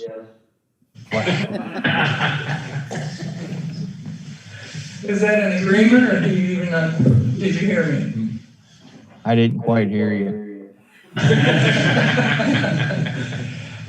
It's for allowing residents to volunteer to do items for the village, planners, paint signs, sweep the sidewalk, I don't know, whatever. Sure. They want to do. Yeah, I'd welcome that. Okay, so basically everybody doesn't have a problem. You, Dave? No. Okay.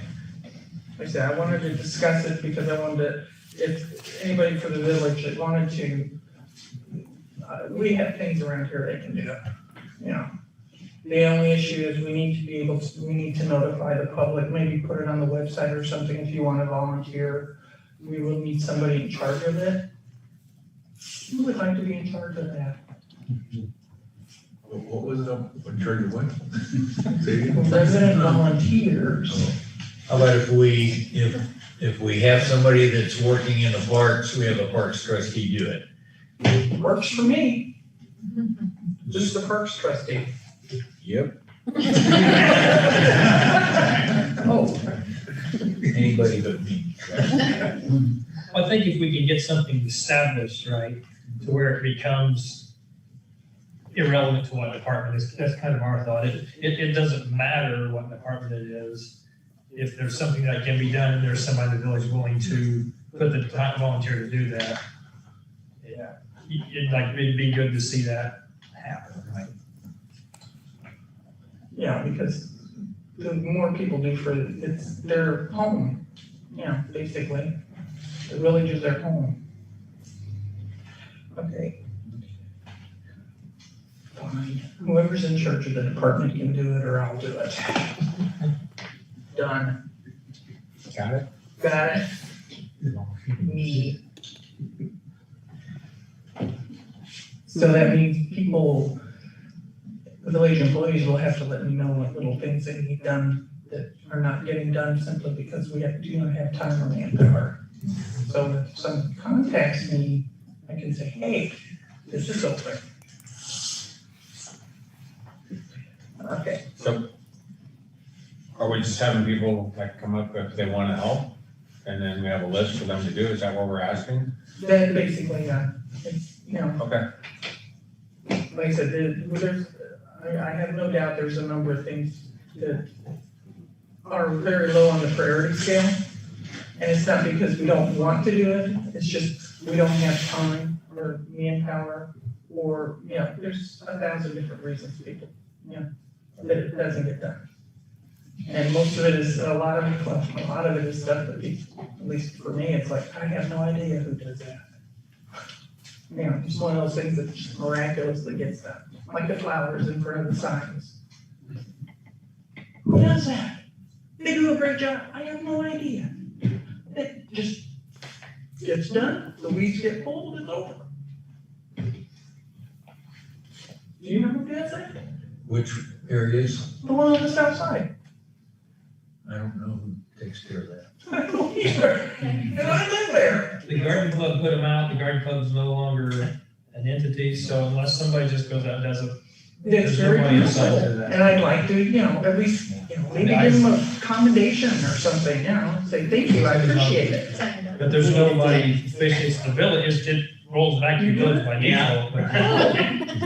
Denny, would you like a volunteer for that job? Sure. No, that's your first volunteer. I didn't know that. Yeah, we pull the weeds and we put mulch down and then we chop it down in the fall. Okay, Yeah. I didn't know that. It's just, it just got done. Yeah, we're the garden club. Wouldn't you like it if the president did that instead? That'd be fabulous. One thing that might be helpful for you, I know, and I don't know the names of any of them, but I think there's some apps you can do where people can like subscribe for to volunteer for the village. You can post activities that need a volunteer. So that might be a technological way to implement it. And I will check and see if I can get the name of an app that I know one client organization uses, and I'll pass that along if I can get it. So. Thank you.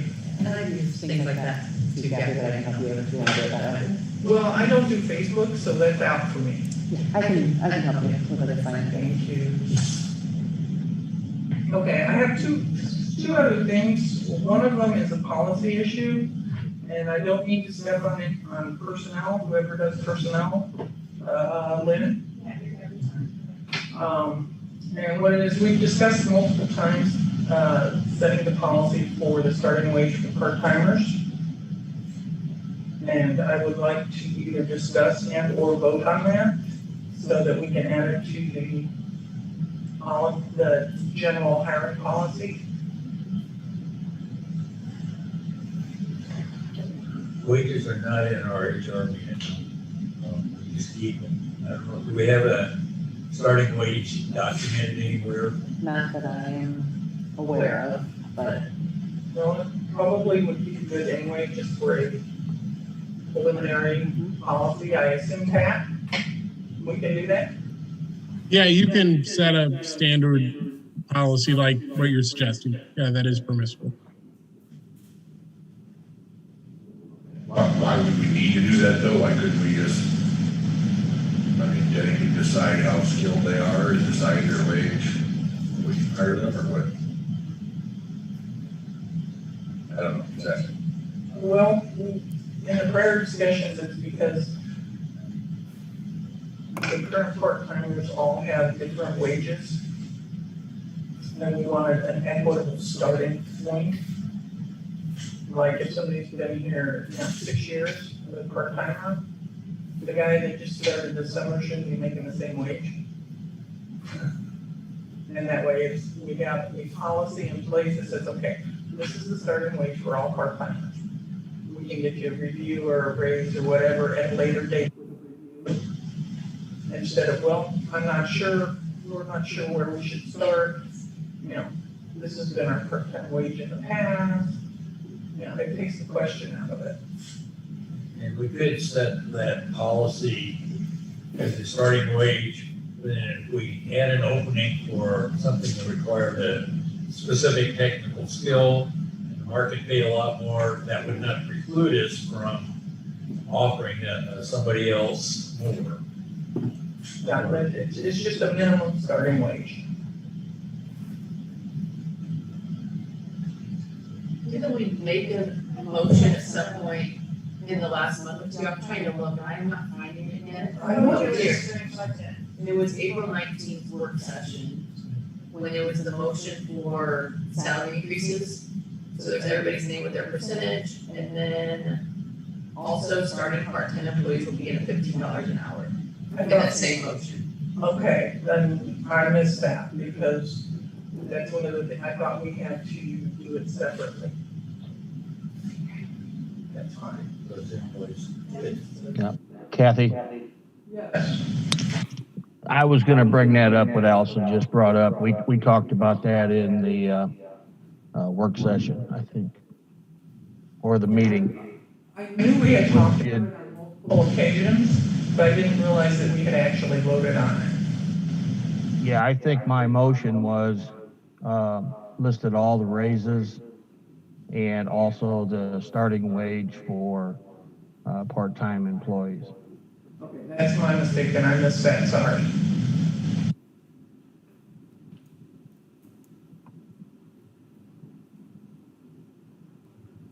All right, the next thing I have is a concern.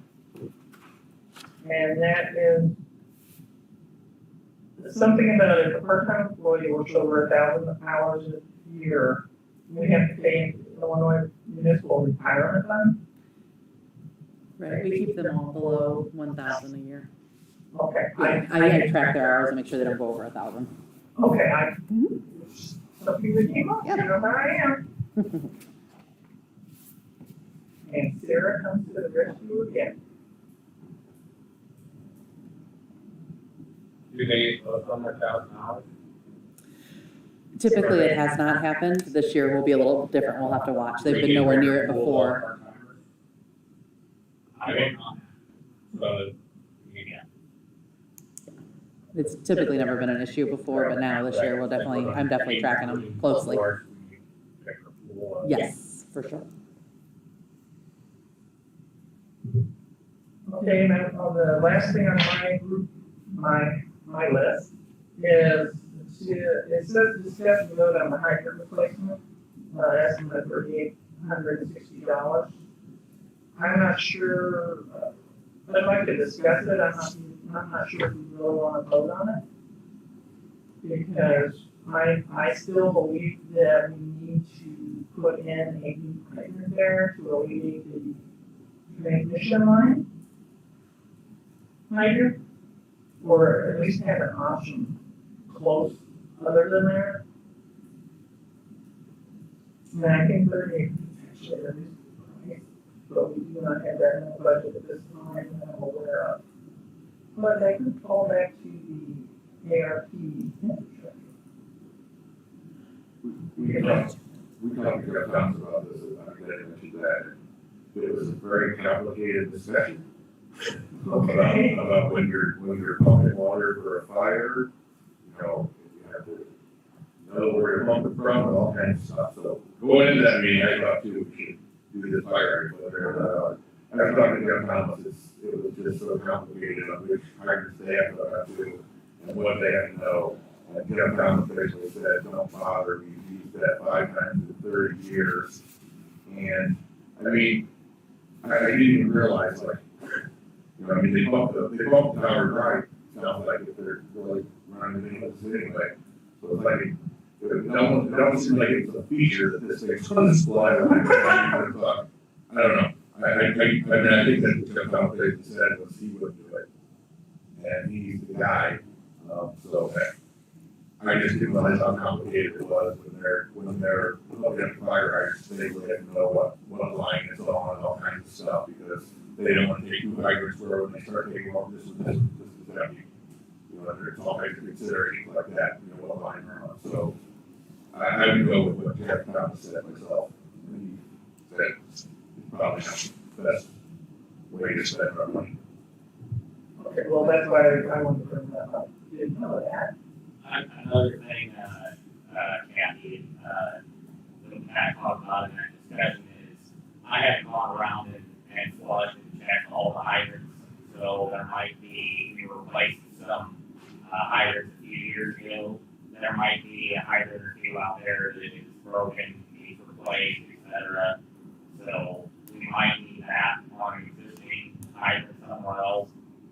So I do believe we have something in the budget for hydrant replacement every year. I'm not sure. It's $2,000.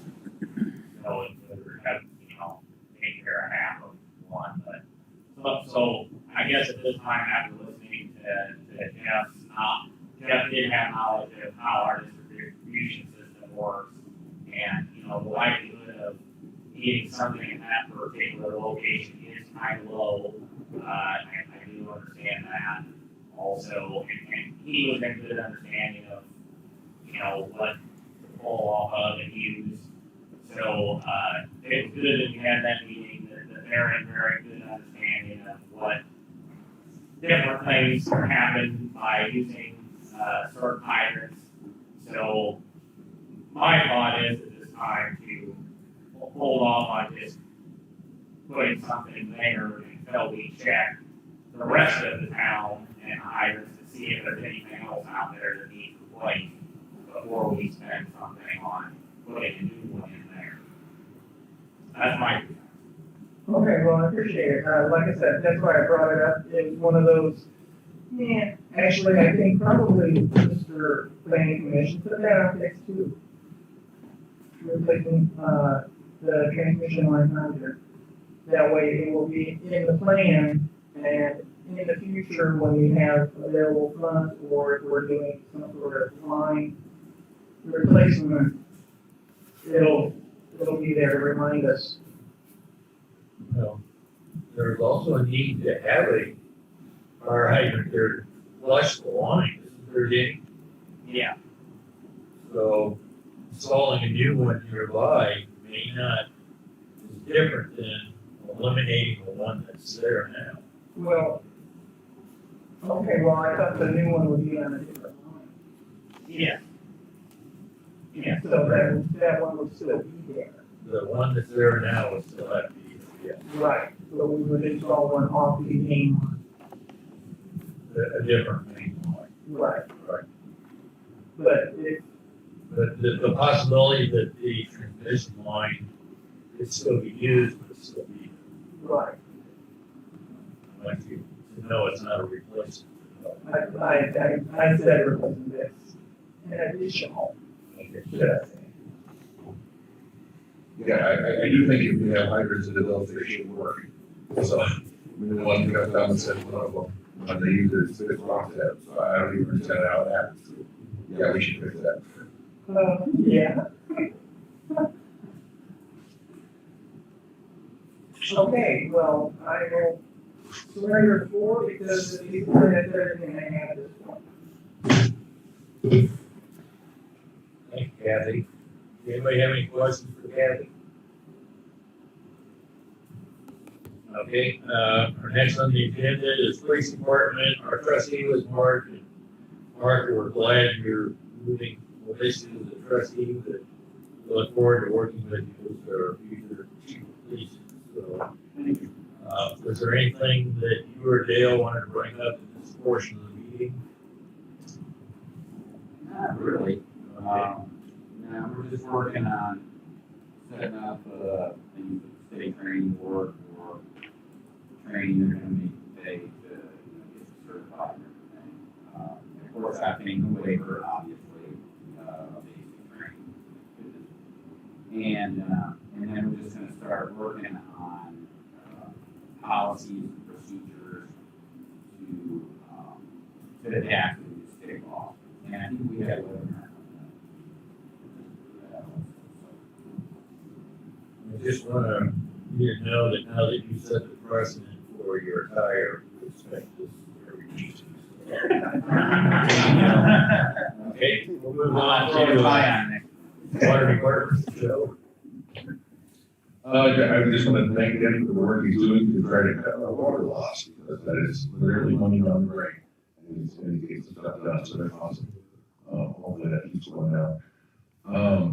The other people on the water are, I think, Kathy and Phil. And I will, the thing Jenny talked about earlier, the Illinois EPA thing, I will set up a Google Doc or something, and I'll take a first stab at this. We have to give this person a reply. I don't know what happens online when Jenny talked about it before, but the Illinois EPA came in that and gave us all, it's a non-compliance advisory, so it's the stuff we have to do. And they require, I can only find the 45 days, Jenny. So if you find, if you send me something sooner than that, you got emails and send it if I can see. they want a written reply within, or they require a written reply within 45 days and a plan for all this stuff. And so we need multiple people looking at this for sure. And I think the best way is probably just to do a Google Doc. And so I'll probably ask some people to look at that. But yeah, that's all. We'll have to come up with some budget numbers too, I guess, maybe, because like Denny said, we have to buy some stuff. There's some new requirements. We have to buy some new desk and stuff, which of course isn't in the budget, but we are required to start doing this apparently. That's all.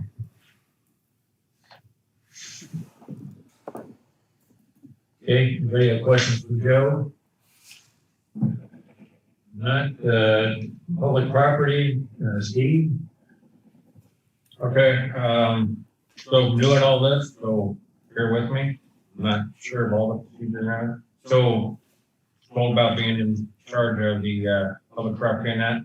I went around to all the parks and kind of went through, so I'm gonna be basically double dipping on getting a lot of your stuff in phase two. A lot of the fields and the parks need some maintenance done. I'm not 100% sure how much we have budgeted for it or what all we can do. But some of the big things like power washing and painting the tables, they're getting heavy use right now. I mean, there's also parking issues up there. So there's a lot of people up there. A lot of the tables are peeling. We got peeling paint up there, can cause problems. The shelter at the ball fields, the posts are still just the treated wood. We haven't painted them or stained them or sealed them at all. So those probably need to be painted. Some of the railroad ties in the plant areas need redone.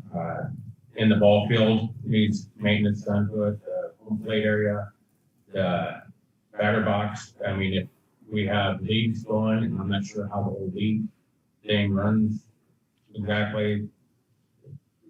Are we involved in Field maintenance?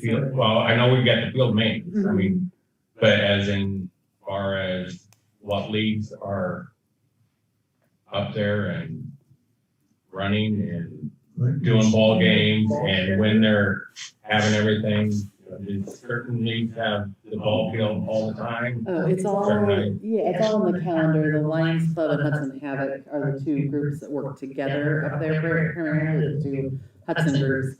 And they do that through the scheduling.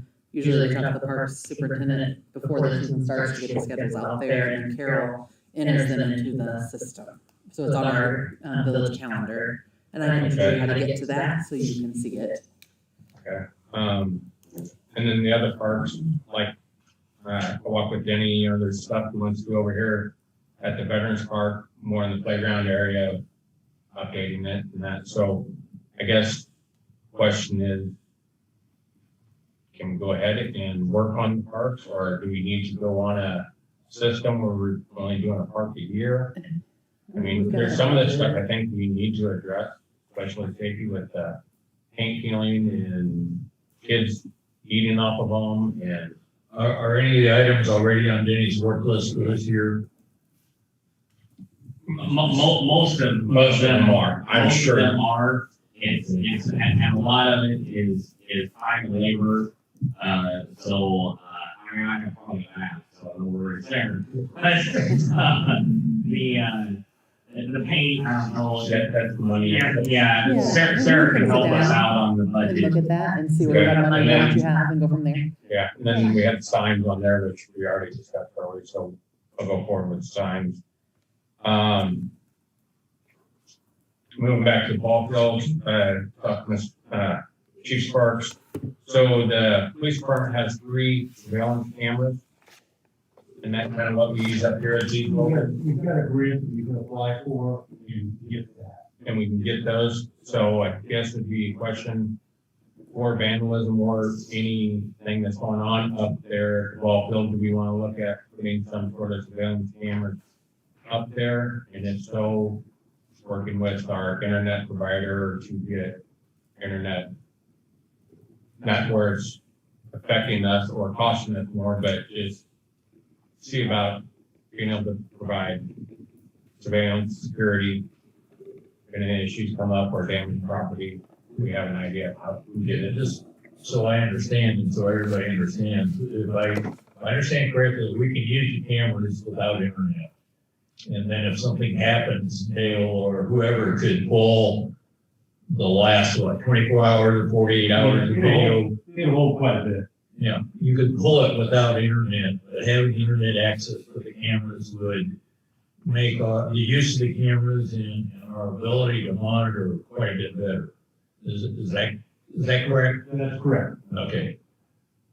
So there is no internet presence up there in the park now. So I would like to see what it would cost to get internet presence up there. We'll go forward looking at something for that. And let's get some pricing estimates on that. And I don't know if anybody would put it in free or not. It'd be nice if they would, but we pay Servin every month here now. There's not a lot of free internet anywhere, so. We are providing Frontier with a service here we don't use. Can we use that up there? I'm sorry, Dale. Frontier provides a service we think from we don't use. You can use it there. So. I'm not sure what internet provider the library has, but I mean, that would be a line right across the street. I also know, I'm pretty sure Heartland Fiber has a line right up a handle right there on our side of Pearl Street, so that wouldn't be too far to run a line up there either. I think the library uses the fire. Heartland. Which they're not, are they across the street yet? They're on the library side, but did they ever? They have a handhold, I believe, by the fire hydrant there on the village side of Pearl Street.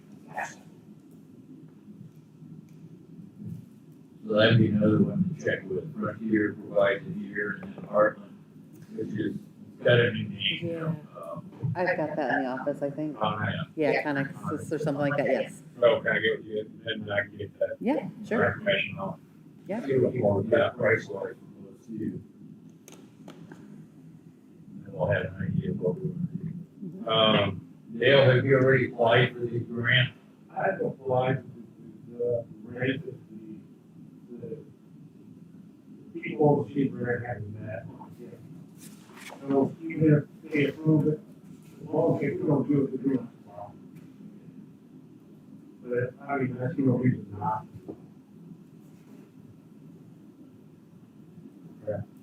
And then I guess my question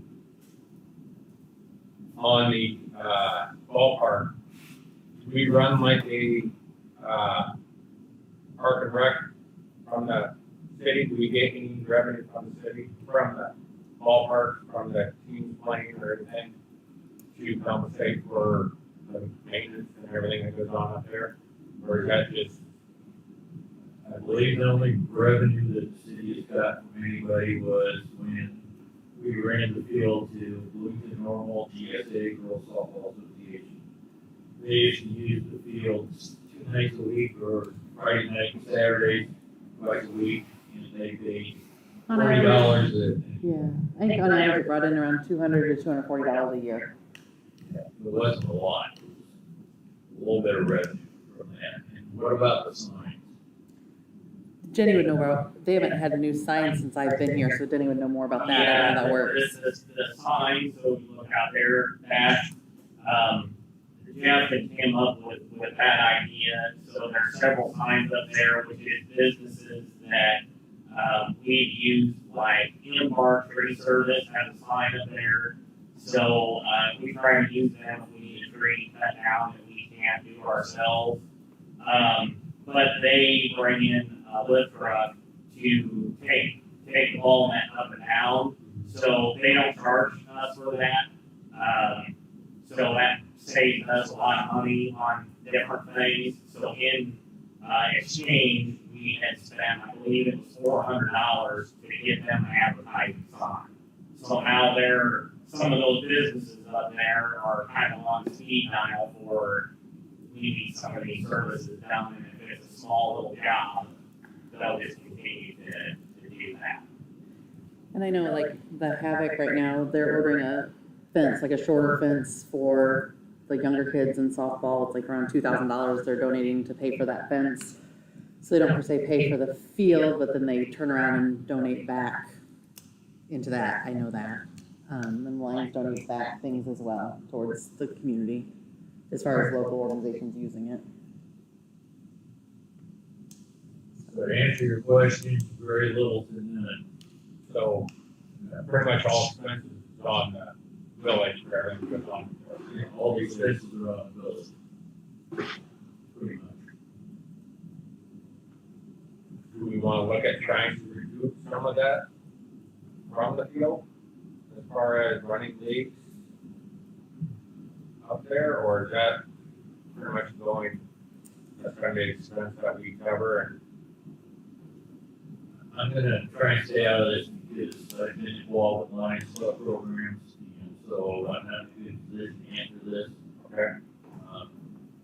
I just want to have some sense on how as the village want to go forward, if we want to try to make this more of a park and rec and promote it and have organized leagues and functions and stuff like that, or is it just all up, I want to use your ball field and use the days I want? Yeah, I think what Sarah again said is that it's the local teams, I mean, they're like residents already, so it's kind of like their hard rate already paid, with the out of town people like Luke, they had to build in the past. So it kind of comes down to if it's local people using it, you probably don't want to build, I guess, they're local people. Okay. Yeah, we should consider going out of town. We have had some out-of-town teams call and use it for practices and things, just in the last year or so. Carol would know more than I would on that, because she does all the calendar. But you can maybe ask her how many about out of town as far as that goes. Okay. But she would know that. If the village wanted to take over the organization of the leagues, I think the Lions Club would look forward to that and be very glad to work with the village on that. Yeah. And I think the Havoc is probably in the same position. Yeah, I think the Lions Club is having trouble finding people to continue to organize the ball program. So, can we find out how other communities run that have Parks and Rec run there, and then what would that look like for us as far as who is it an employee, is it a trustee, is it a volunteer group? I meet with the mayors in a group meeting every so often. With COVID, it was really sporadic, but I would be glad to email the other mayors for the small towns around to see how they conduct their Parks and Rec and their ball programs. See if the villages, if you would like me to do that. Yeah, just see if they're involved, or it's a expense, and I'm sure we can figure out, what the annual expense is up there, and if we can alleviate that, turn around to our tax day. Might make it easy. El Paso might be a good one to talk to. They have a pretty extensive park program that that the grade school is involved with volleyball and soccer and had been with basketball in the past. So they might be a good resource to question on how they do their fee structure and El Paso and Lexington both have a Parks and Rec tax levy as part of the real estate taxes. And so I know some of the other towns do also. We've just been funding it out of the general fund rather than a special tax. But I don't know if they charge, who they charge. So I'll try and find out that somewhere. Cool, and then, I've got some kind of tax, I don't know how I'll go up there and look at that, how they operate. That's pretty much all I have. Nothing with that question. Thank you. All right, thanks, Steve. Good question, good discussion. Does anybody have any questions for Steve? Okay, before I don't have a liquor commissioner report, there's been no activity there. I do want to bring up a follow-up from last meeting that I should have brought up earlier on the parking situation at the park. I suggest trustees take a look at it on Tuesday night.